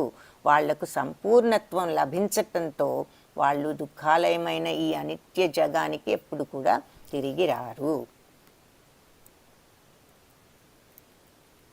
తర్వాత ఆ బ్రహ్మ భువనాల్లోక పునరావర్తినో అర్జున మాముపేత్యతు కౌంతేయ పునర్జన్మాన విద్యతే. అదే మళ్ళీ ఇక్కడ చెప్తున్నారు. ఆ బ్రహ్మ భువన, బ్రహ్మలోకం వరకు కూడా కల లోకాలు అన్ని లోకాల్లోనూ కూడా పునరావర్తినో అర్జున తిరిగి వచ్చే పునర్జన్మ అనేది ఉంటుంది అన్ని లోకాల్లోనూ. కానీ నన్ను చేరిన తర్వాత అలాంటి పునర్జన్మ అనేది ఉండదు. మన భౌతిక ప్రపంచం లోకాలన్నిటిలోనూ మీకు ఇక్కడ ఈ గోలోక చార్ట్ చూపించాను, అవునా? చూసిన వాళ్ళు ఎంతమంది హ్యాండ్ రైజ్ చేయండి. లేకపోతే గోలోక చార్ట్ చూపించాను ఒక 2 క్లాసెస్ బ్యాక్. ఎంతమంది చూశారు? ముగ్గురే చూసారా ఈ గోలోక చార్ట్? ఇంకెవరు చూడలేదా? Okay, there is only 5 people. Okay, ధన్యవాదాలు. హరే కృష్ణ. లోవర్ చేసుకోండి. సో ఈ గోలోక చార్ట్ చూడాలి అంటే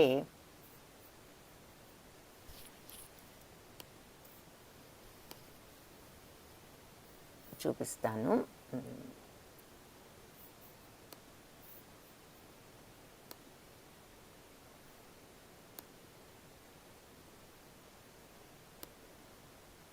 ఆ బ్రహ్మ భువనాల్లోక పునరావర్తినో అర్జున మాముపేత్యతు కౌంతేయ పునర్జన్మాన విద్యతే. సో ఈ భౌతిక ప్రపంచంలో అత్యంత ఉన్నత లోకం నుంచి కింద లోకాల వరకు, ఆ బ్రహ్మలోకం నుంచి ఈ కింద లోకం వరకు అన్నీ కూడా మళ్ళీ పునరావృతం, అంటే పుట్టుక మరణం జరిగే ప్రదేశాలే ఇవన్నీ కూడాను. మళ్ళీ పునర్జన్మ ఉంటుంది ఈ అన్ని లోకాల్లో. కాబట్టి మాముపేత్యతు కౌంతేయ నన్ను పొందితే మాత్రం మళ్ళీ పునర్జన్మ అనేది ఉండదని తెలుసుకో. నా విద్ యతే అంటే తెలుసుకో అని చెప్పి పునర్జన్మ అనేది ఉండదు అని చెప్తున్నారన్నమాట. సో భౌతిక ఈ గోలోక చార్ట్ కనుక మీరు చూసినట్లయితే మనం ఇక్కడ ఈ భౌతిక ప్రపంచాన్ని చూసాము. ఏది పైనేమో కృష్ణలోకము, తర్వాత వైకుంఠము, విష్ణువు యొక్క భగవంతుడే విష్ణువుగా విస్తరించారని, ఆయన కారణోదక సాయిగా విస్తరించారు అని చెప్పి, ఆ తర్వాత ఆయన ఈ భౌతిక ప్రపంచాలన్నిట్లో కూడా ఆయన గర్భోదక సాయిగా వస్తూ ఈ భౌతిక ప్రపంచాన్ని సృష్టిస్తారు అని చెప్పుకున్నాము. ప్రతి ఒక్క భౌతిక ప్రపంచంలోనూ మళ్ళీ ఆయన శ్వేత దీపంలో ఇలా క్షీరోదక సాయి విష్ణువుగా ఉంటారు అని కూడా చెప్పుకున్నాం. సో గర్భోదక సాయి విష్ణు నుంచి మనకు ఈ భౌతిక ప్రపంచం ఉద్భవిస్తుంది. ఆయన నాభి నుంచి బ్రహ్మదేవుడు ఉద్భవిస్తారు. ఆ తర్వాత సత్యలోకము, బ్రహ్మలోకం అన్నమాట. దాని సత్యలోకం అంటే బ్రహ్మలోకం, సత్యలోకం, తపోలోకం, జనలోకం, మహర్లోకం ఇవన్నీ అయిన తర్వాత సువర్, భూవర్, భూలోకం అవి వస్తాయి. ఆ తర్వాత అతల, వితల, సుతల, తల, అతల, మహాతల, రసాతల, పాతాళ లోకాలు వస్తాయి. సో ఇవి అన్నీ కూడా మనము ఈ భౌతిక ప్రపంచంలో లోకాలు, ఈ అన్ని లోకాల్లో కూడా జనన మరణాలు అనేవి ఉన్నాయి. ఆఖరికి బ్రహ్మకు కూడా కొంతకాలానికి మరణం ఉంది, వేరే ఆయన యొక్క జీవిత కాలం చూసాం మనం ఇంతకు ముందు కూడాను. కాబట్టి అన్ని లోకాల్లోనూ ఇది ఉన్నది అని చెప్పి చెప్తున్నారు. అయితే నన్ను పొందిన వాళ్ళు మాత్రం వాళ్ళకు పునర్జన్మ అనేది ఉండదు అని చెప్పి ఇక్కడ మళ్ళీ గుర్తు చేస్తున్నారన్నమాట. తర్వాత అది 16వ శ్లోకము. సో మాముపేత్యతు, నన్ను చేరుకున్న వాళ్లకు పునర్జన్మ, మరలా పుట్టడం జరగదు అని చెప్తున్నారు. నెక్స్ట్ శ్లోకాలు సహస్రయుగ పర్యంతం అహర్యద్ బ్రహ్మణో విదు రాత్రిం యుగ సహస్రాంతాం తేహోరాత్ర విదో జన. సో సహస్య యుగ పర్యంతం 1000 యుగాల వరకు కూడా దినము ఏది బ్రహ్మ యొక్క విదు తెలిసిరి, అంటే మానవ పరిగణాన్ని అనుసరించి 1000 యుగాల కాలం బ్రహ్మదేవుడికి ఒక పగలు. అంటే మన టైంలో చూసినట్లయితే మన 1000 యుగాలు ఎంత కాలమో అది 1000 యుగాలు ఒక్క బ్రహ్మదేవుడికి ఒక పగలు. అలాగే రాత్రి కూడా ఇంకొక 1000 యుగాలు అనమాట. అంత పెద్దది బ్రహ్మ యొక్క రోజు. ఒక పగలంతా చూస్తే మనకి 1000 యుగాల కాలం ఎంతో అంత లాంగ్ అనమాట బ్రహ్మ పగలు. మళ్ళీ రాత్రి కూడా అంతే 1000 యుగాలంతా లాంగ్ అనమాట ఆయన నైట్ కూడా. సో మన సత్య త్రేత యోగ 4 కలిపితే 17,28,000 సంవత్సరాల కాలం ఉంది అని చూసాము ఒక్కొక్క యుగంలో. ఎందుకు అంటే అది సత్యయుగంలో కాలం. ఆ తర్వాత ఒక్కొక్క యుగంలో 4,32,000 సంవత్సరాలు తగ్గిపోయాయి. మళ్ళీ త్రేతాయుగంలోకి వచ్చేసరికి 12,96,000 మిగిలాయి. ద్వాపర యుగంలో సద్గుణము ధర్మము ఇంకొంచెం నశించిపోయింది, దుర్గుణం వృద్ధి చెందింది. అందుకని 8,64,000 సంవత్సరాలే మిగిలాయి. ఇక చివరిదైనటువంటి కలియుగంలో సద్గుణం అంతా కూడా పోయింది. కలహము, అజ్ఞానం, అధర్మం, దుర్గుణం, వ్యసనాలు ఇవన్నీ కూడా తీవ్రంగా విజృంభించి ఈ యుగకాల పరిమితి ఓన్లీ 4,32,000 సంవత్సరాలే మిగిలింది. ఇప్పటి వరకు ఆల్మోస్ట్ 5,000 ఇయర్స్ అయిపోయాయి కూడా. మరి క్రీస్తు పూర్వం 2,000 సంవత్సరాల ముందు 3,000 ప్లస్ ఇప్పుడు ఒక 2,000 అన్నీ కలిపి ఒక 5,000 సంవత్సరాలు కలియుగంలో ఇప్పటి వరకు గడిచాయి. కాబట్టి పాపం విపరీతంగా పెరిగిపోతోంది. కాబట్టి ఈ యుగాంతంలో ఏమవుతుందంటే భగవంతుడు కల్కి అవతారంగా దానవులందరినీ కూడా శిక్షించి భక్తుల్ని రక్షించి ఇంకొక సత్యయుగాన్ని ప్రారంభిస్తారు.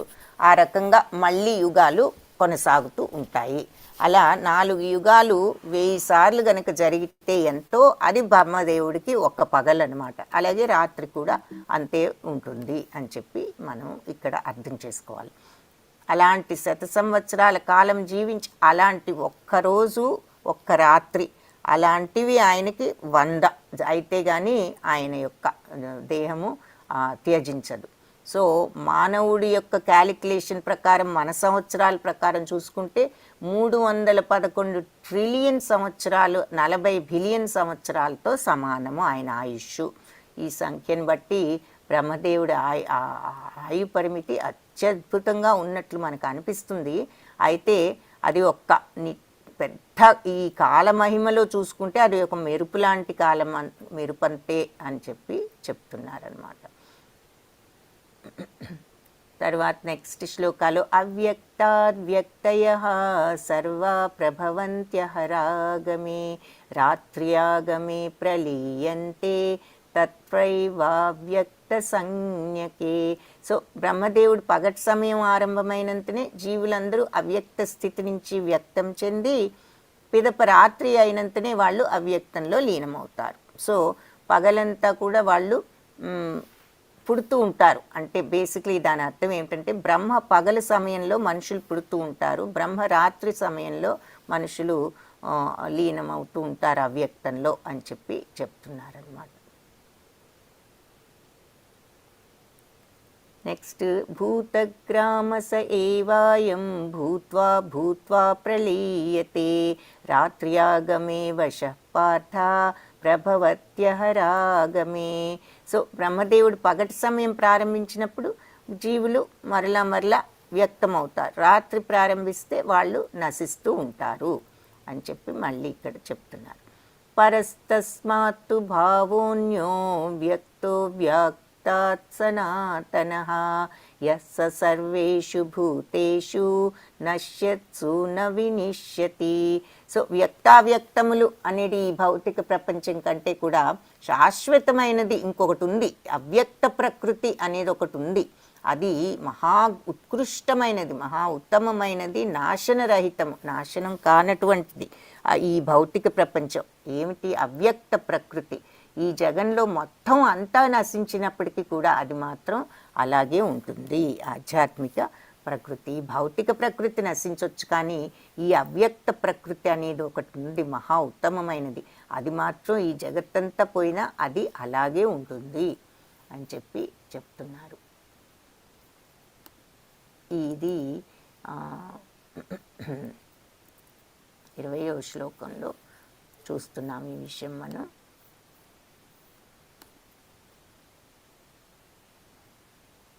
సో బ్రహ్మదేవుడి రోజు ఎలా ఉంటుందంటే అన్నీ కూడా అవ్యక్తాన్ని నుంచి వ్యక్త రూపంలోకి వస్తాయి. జీవులన్నీ కూడా పుడుతూ ఉంటాయి. రాత్రిపూట మళ్ళీ అవ్యక్తం అవుతూ ఉంటాయి, మళ్ళీ రాత్రిపూట ఈ అవ్యక్తం జరుగుతూ ఉంటుంది అని చెప్తున్నారు. బ్రహ్మ జీవితం ఒక్కరోజు ఏమిటి అంటే కలియుగ కాలం 4,32,000 సంవత్సరాలని చూసాం. సో ద్వాపరం కలియుగానికి 2 రెట్లు అంటే 8,64,000 సంవత్సరాలు. త్రేతాయుగం 3 రెట్లు అంటే 12 లక్షల చిల్లర ఎంతో చూసాం. సత్యయుగం దానికి 4 రెట్లు 16 లక్షల చిల్లరని చూసాం. సో ఈ 4 యుగాలు కలిపితే ఒక దివ్యయుగం. సో 1000 దివ్యయుగాలు కలిపితే బ్రహ్మకు ఒక పగలు, అలాగే ఇంకొక 1000 దివ్యయుగాలు కలిపితే ఆయనకొక్క రాత్రి. సో ఆయన ఒక్కరోజు ఇన్ని సంవత్సరాలు అన్నమాట. అది బ్రహ్మదేవుడి యొక్క ఒక్కరోజు. ఆ తర్వాత ఇలా ఆయన 100 సంవత్సరాలు ఉంటారు అని చెప్పి. సో ఇది ఇంటూ 100 వేస్తే ఎంత వస్తుందో 311 ట్రిలియన్లు 40 బిలియన్ల సంవత్సరాలు ఆయన ఆయుష్ అని ఇక్కడ చూస్తున్నాం. పరస్తస్మాత్తు భావోన్యో వ్యక్తో వ్యాక్తాత్ సనాతనః యః స సర్వేషు భూతేషు నశ్యత్సు న వినిశ్యతి. సో ఇలా అవ్యక్త ప్రకృతికి అతీతమై అగోచరం శాశ్వతమైన పరబ్రహ్మతత్వాన్ని సమస్త భూతాలు నశించినా కూడా అవి నశించవు. వీటన్నిటికీ అతీతమైన ఈ అపర ప్రకృతి అన్ని ఈ భౌతిక ప్రపంచం అంతా కూడా నశించినా కూడా ఈ అవ్యక్తాత్ సనాతనః సనాతనమైనటువంటి ఈ వ్యక్తం కానటువంటి ఈ భగవంతుడి యొక్క పరంధామం అన్నమాట. అది స సర్వేషు భూతేషు అన్ని భూతాలు అన్ని జీవాలు మొత్తం అంతా కూడా నాశనమైనా కూడా ఇది మాత్రం ఈ భగవంతుని ధామం వినశ్యతి, అది నాశనం అనేది లేనిది. సమస్త భూతాలు నశించినా కూడా అది నశించదు. ఏది? అది అగోచరము అతీతము శాశ్వతమైన ఈ పరబ్రహ్మ తత్వము. అవ్యక్తోక్షర ఇత్యుక్తస్తం అహు పరమాం గతిం యం ప్రాప్య నానివర్తంతే తద్ధామా పరమం మమ. సో అవ్యక్తం అంటే అది అవ్యక్తమైనటువంటిది, అక్షరం నాశనం లేనటువంటి అయినటువంటి ఇత్యుక్తస్ నా యొక్క గమ్యం, ఇది ఆ పరమగమ్యం. అహు పరమాం గతిం జీవుడు యః ప్రాప్యానా నివర్తంతే, అది గనక ప్రాప్తమైంది, ఎవరికైతే ప్రాప్తమవుతుందో వాళ్ళు మళ్ళీ తిరిగి రారు ఎక్కడికి, ఈ దుఃఖాలయానికి, ఈ భౌతిక ప్రపంచానికి. తద్ధామా పరమం మమ, అది నా యొక్క పరమ నివాసము, ధామము. ఆ ధామమే ఆ పరంధామమే నా నివాసము అని చెప్పి చెప్తున్నారన్నమాట. సో ఆ దివ్య నివాసం ఎలాంటిదంటే వ్యక్తం కానిది, నశింపులేనిది, అది పరమ గమ్యం. అందరికీ కూడా పరమగతి. జీవుడు అక్కడికి చేరుకున్న తర్వాత మళ్ళీ తిరిగి రాడు. అది నా సర్వోన్నత నివాసం, తద్ధామ పరమం మమ అని భగవంతుడు ఇక్కడ చెప్తున్నారు దివ్యధామం గురించి. ఆధ్యాత్మిక ప్రపంచం అంటే అక్కడ ఎలా ఉంటుందంటే ప్రతి పదం కూడా పాటే, ప్రతి అడుగు కూడా ఆట, నృత్యమే అన్నట్లుగా ఆనందం మనకు ఉంటుంది. భౌతిక ప్రపంచం ఎలా ఉంటుంది అంటే ప్రతి అడుగు ప్రమాదమే, ప్రతి పనిలోనూ మనకు బాధలే. ఆధ్యాత్మిక ప్రపంచ స్వభావం ఎలా ఉంటుంది? ఆధ్యాత్మిక ప్రపంచం శాశ్వతమైనది, అక్కడ తప్పు అనేది ఉండదు, అందరూ ధర్మ మార్గమే. అపరిమిత ఆనందం, నిత్యానందం, సచ్చిత్తానందంలో ఉన్న నిత్యానందం. అన్ని కోరికలను అక్కడ కోరిక అనేదే లేని స్థితికి వెళ్తాం, అందుకే ఎప్పుడూ ఆనందంగా ఉంటాం. ఆకర్షణీయమైనది, ప్రత్యక్ష శ్రేష్టమైనది, అత్యున్నత లోకం. మనం మళ్ళీ అక్కడికి వెళ్తే తిరిగి రానవసరం లేదు, అక్కడే ఉండొచ్చు. అక్కడికి చేరుకున్న వాళ్ళు ఇక మళ్ళీ రారు ఈ దుఃఖాలయానికి. పురుషస్స పరః పార్థ భక్త్యా లభస్త్వన్ అన్యయా యస్యంతస్థాని భూతాని ఏన సర్వం ఇదం తతం. సో సమస్త భూతాలను తనలో ఇముడ్చుకుని సకల లోకాల్లో వ్యాపించి ఉండే పరమాత్మ అచంచలమైన, ఆయన్ని ఎలా సాధించవచ్చు అంటే అచంచలమైన భక్తితోనే సాధించవచ్చు. ఆయన సామాన్యుడా, సమస్త భూతాలను, అన్ని జీవాలను తనలో ఇముడ్చుకున్నాడు, అన్ని లోకాలలోనూ వ్యాపించి ఉన్నాడు. అలాంటి పరమాత్మను ఎలా పొందొచ్చు? అచంచల భక్తితోనే ఆయనను మనం పొందగలము. యత్ర కాలే త్వనావృత్తి మాం వృత్తిం చైవ యోగినః ప్రయాతా యాంతి తం కాలం వక్ష్యామి భరతర్షభ. సో యోగులు ఏ సమయంలో మరణిస్తే మళ్ళీ జన్మించరో, ఏ వేళ దేహం విడిచిపెడితే పునర్జన్మ పొందుతారో చెప్తాను విను అని అంటున్నారు ఇక్కడ. అగ్నిర్జ్యోతిరః శుక్ల షణ్మాసా ఉత్తరాయణం తత్ర ప్రయాతా గచ్చంతి బ్రహ్మ బ్రహ్మవిదో జనా. సో అగ్ని, జ్యోతి పగలు, శుక్లపక్షం 6 మాసాల ఉత్తరాయణం, వీటిలో మరణించే బ్రహ్మోపాసకులకు బ్రహ్మ ప్రాప్తి కలుగుతుంది.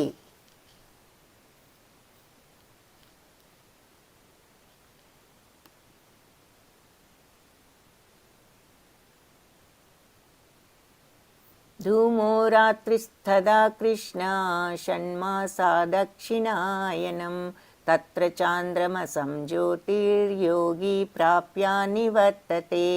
సో రాత్రి పొగ, రాత్రి కృష్ణపక్షం 6 మాసాల దక్షిణాయనంలో గతించిన యోగి చంద్రజ్యోతిని పొంది మళ్ళీ మానవ లోకంలోకి వస్తారు. శుక్లకృష్ణే గతిహ్యేతే జగత శాశ్వతే మతే ఏకయా యాత్యనావృత్తిం అన్యయా వర్తతే పునః. శుక్ల, కృష్ణ అనే రెండింటినీ కూడా జగత్తులో శాశ్వత మార్గాలుగా భావిస్తున్నారు. సో శుక్ల మార్గంలో ప్రయాణించే వాడికి జన్మరాహిత్యము, కృష్ణ మార్గంలో పోయిన వాళ్లకు పునర్జన్మ కలుగుతాయి అని చెప్తున్నారు.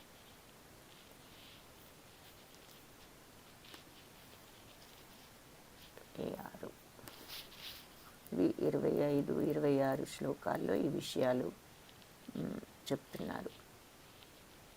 ఏది పురుషాన్న పరం, కఠోపనిషత్తు కూడా తెలియజేస్తోంది ఈ విషయం.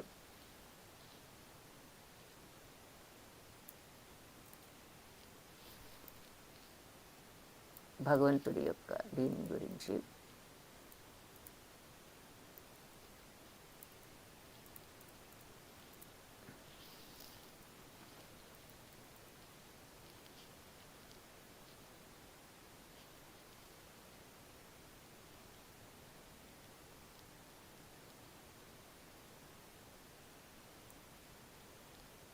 అగ్ని, కాంతి పగలు, శుక్లపక్షం అని వాటిని తెలిపినప్పుడు మనకి అధిష్టాన దేవతలు ఉంటారు. వారు ఆత్మ నిష్క్రమించుటకు తగిన ఏర్పాట్లు చేస్తారని మనం అర్థం చేసుకోవాలని ఇక్కడ భాష్యంలో చెప్తున్నారు.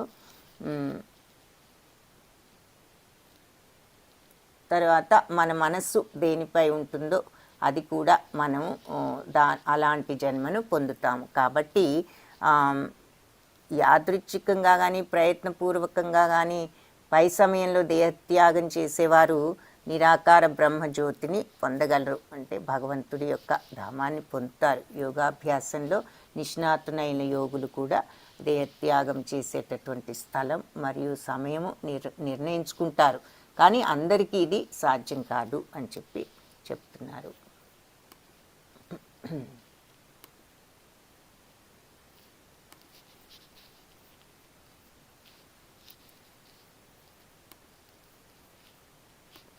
సో మనం శరీరాన్ని ways of leaving the body practitioners ఎవరు, అసలు ఏ సమయంలో వెళ్తాము, దాని యొక్క రిజల్ట్ ఏమిటి అని చూసినట్లయితే యోగులు జ్ఞానులు వాళ్ళు లైట్ వెలుగులో గనక వెళ్తే వాళ్ళు బ్రహ్మజ్యోతి పొందుతారు. అదే కర్మకాండలు చేసేటటువంటి వాళ్ళు చీకట్లో గనక వెళ్తే వాళ్ళు స్వర్గలోకానికి వెళ్తారు, మళ్ళీ తిరిగి భూమి మీదకి వస్తారు. భక్తులు ఏ సమయంలో వెళ్ళినా కూడా వాళ్ళు కృష్ణలోకానికి వెళ్తారు. సో యోగులు జ్ఞానులు ఏంటి, వెలుగు సమయంలో ఉంటే వాళ్ళు బ్రహ్మజ్యోతిని పొందుతారు. కర్మకాండలు చేసేవాళ్ళు చీకట్లో పోతే వాళ్ళు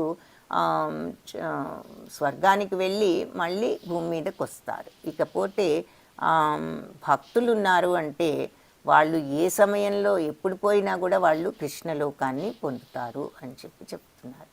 నైతే శృతి పాఠ జానం యోగి ముహ్యతి కశ్చన తస్మాత్ సర్వేషు కాలేషు యోగయుక్తో భవార్జున.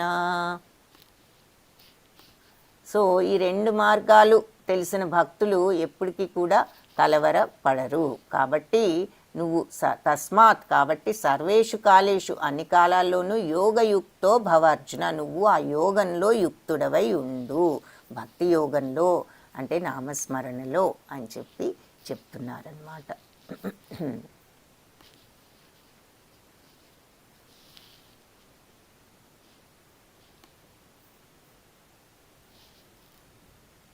ఇక్కడ యోగము అంటే భక్తి యోగము అంటే భగవంతుణ్ణి నిరంతరం మనసులో ఉంచుకోవటమే, ఆయనతో కనెక్షన్లో ఉండటమే యోగం. వేదేషు యజ్ఞేషు తపస్సు చైవ దానేషు యత్పుణ్యఫలం ప్రదిష్టం అత్యేతి తత్సర్వమిదం విదిత్వా యోగి పరం స్థానముపైతి చాద్యం.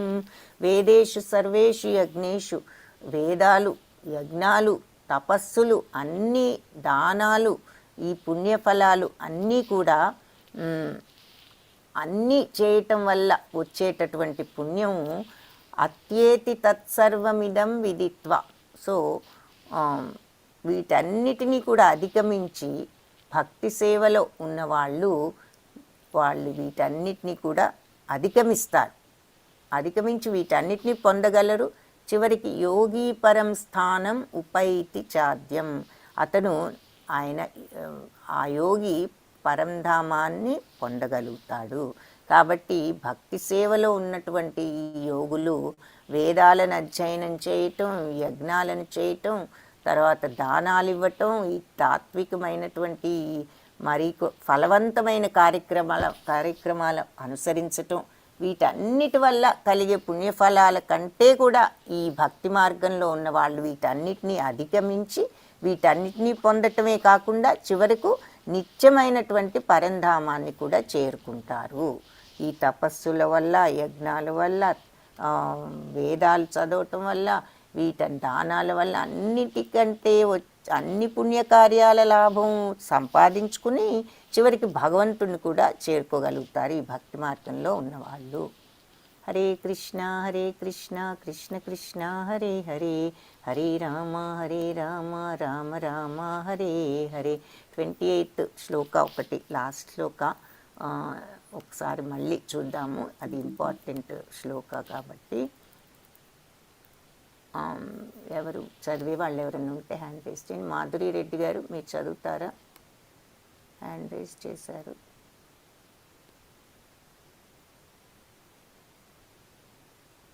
ప్రకాష్ హరే కృష్ణ చదువుతారా మీరేమన్నా?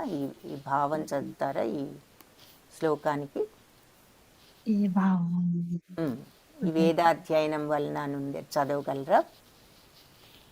మాతాజీ వేదాధ్య ధ్యానము వలన తీవ్ర తపస్సులతో కూడిన యజ్ఞాచరణము వలన, దానము వలన లేదా తాత్విక కర్మలను మరియు కామ్య కర్మలను ఉనరించుట వలన కలుగు ఫలితములు భక్తి మార్గమును చేపట్టు మనుజునికి లభింపకపోవు. కేవలము భక్తియుత సేవ నునరించుట ద్వారా అతడు వీటన్నిటిని పొందుటయేగాక అత్యంతమున దివ్యమైన పరంధామమును సైతము చేరగలడు. పొందుటయే కాక అంత్యమున అంటే చివరిలో దివ్యమైన పరంధామాన్ని సైతము చేరగలడు. అంటే ఈ వేదాధ్యయనం అంటే వేదాలను అధ్యయనం చేయటం అంటే నేర్చుకోవటం, వేదాలను నేర్చుకోవటం వలన తీవ్రంగా తపస్సులు ఇవన్నీ చేయటం, దానివలన యజ్ఞాచరణం చేయటం వలన, దానం వలన, ఈ తాత్విక కర్మలు కామ్య కర్మలు అంటే మంచి పనులు అన్నీ చేయటం వలన వచ్చేటటువంటి ఫలితాలన్నీ కూడా అవన్నీ కూడా వస్తాయి భక్తి మార్గంలో ఉన్న వాళ్ళకి.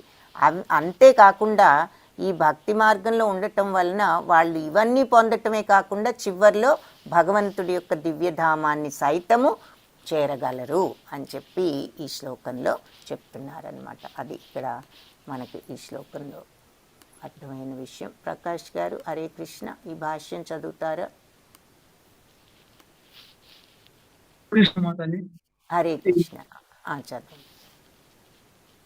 ఈ శ్లోకము కృష్ణ భక్తి రసభావన మరియు భక్తియుక్త సేవను గురించి ప్రత్యేకముగా చర్చించిన సప్తమ అష్టమ మాధ్యముల సారాంశమై ఉన్నది. ప్రతి ఒక్కరూ ఆధ్యాత్మిక గురువు నిర్దేశమునందు వేదాధ్యయనము గావించును. ఆయన సన్నిధిలో పలు విధములైన తపస్సులను నిర్వహింపవలసి ఉన్నది. బ్రహ్మచారి అయిన వాడు గురువాశ్రయమున సేవకునిగా జీవించుచు ఇంటింట భిక్షను స్వీకరించు గురువుకు అర్పించవలెను. గురువు గారి ఆజ్ఞపైననే ఆహారము స్వీకరించుచు ఒకవేళ ఆయన భోజనమునకు పిలువకున్నచో ఉపవాసించవలెను. ఇవియే బ్రహ్మచర్యము అనుసరించువానికి విధింపబడిన కొన్ని వేద నియమములు. విద్యార్థి ఆ విధముగా గురువు చెంత 5 నుండి 20 సంవత్సరముల కాలము వేదాధ్యయనం చేసిన పిమ్మట సమగ్ర లక్షణములు కలిగిన మనుజునిగా రూపొందును.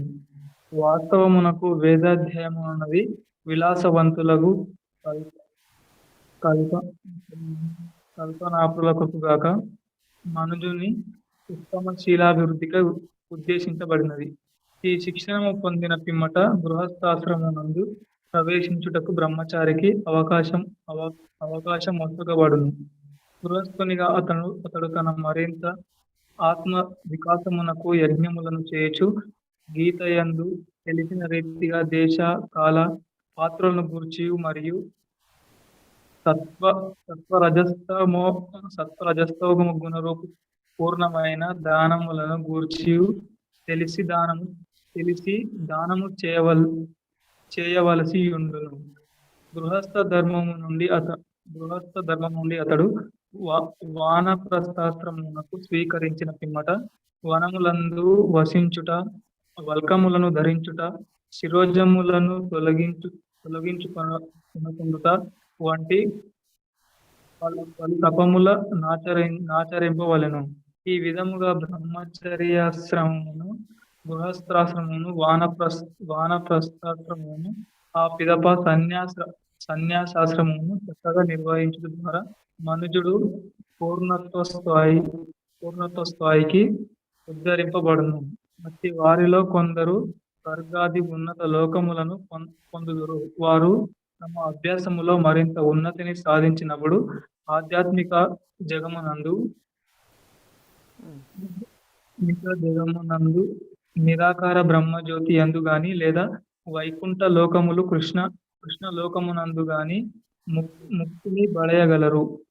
ఈ మార్గమే వేద వాగ్మయములందు నిర్దేశింపబడినది.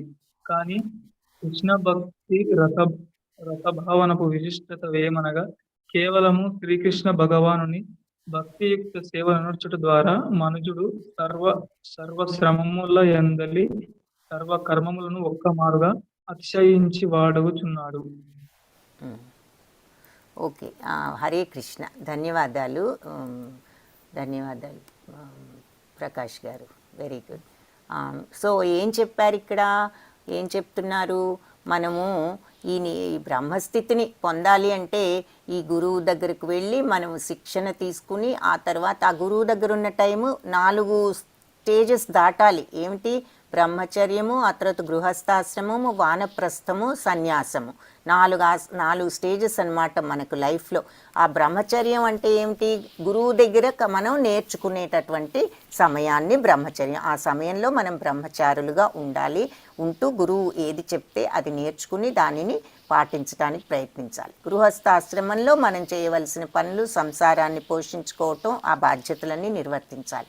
వానప్రస్థంలో తరువాత మనము గృహస్థాశ్రమం నుంచి వానప్రస్థం స్వీకరించిన తర్వాత మనం అన్నీ కొంచెం మెల్లమెల్లగా ఈ అటాచ్మెంట్స్ వదిలించుకోవటానికి పనులు వనములందు నివసించుటంటే ఏమిటి అంటే అందరూ వెళ్ళిపోయిన తర్వాత ఈ వల్కములు ధరించుట, శిరోజాలను తొలగించుకొనుకుండుట వంటి అంటే కొంచెం వైరాగ్యంలో ఉండటానికి ప్రయత్నించాలి. ఆ తరువాత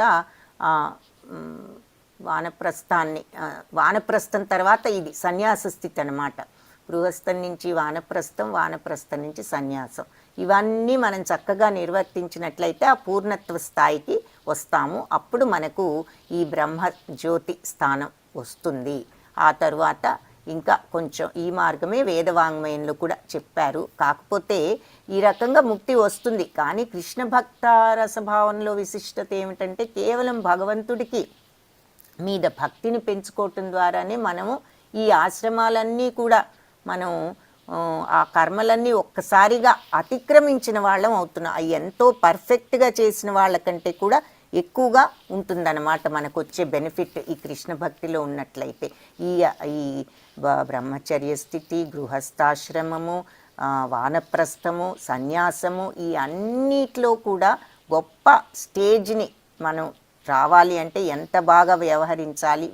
ఇదంతా ఈ పుణ్యమంతా కూడా మనకు భక్తి మార్గంలో ఉంటే ఆటోమేటిక్గా వస్తుంది. అది ఈ భక్తి మార్గంలో విశిష్టత అని చెప్తున్నారు. సో అది ఈ లాస్ట్ శ్లోకము.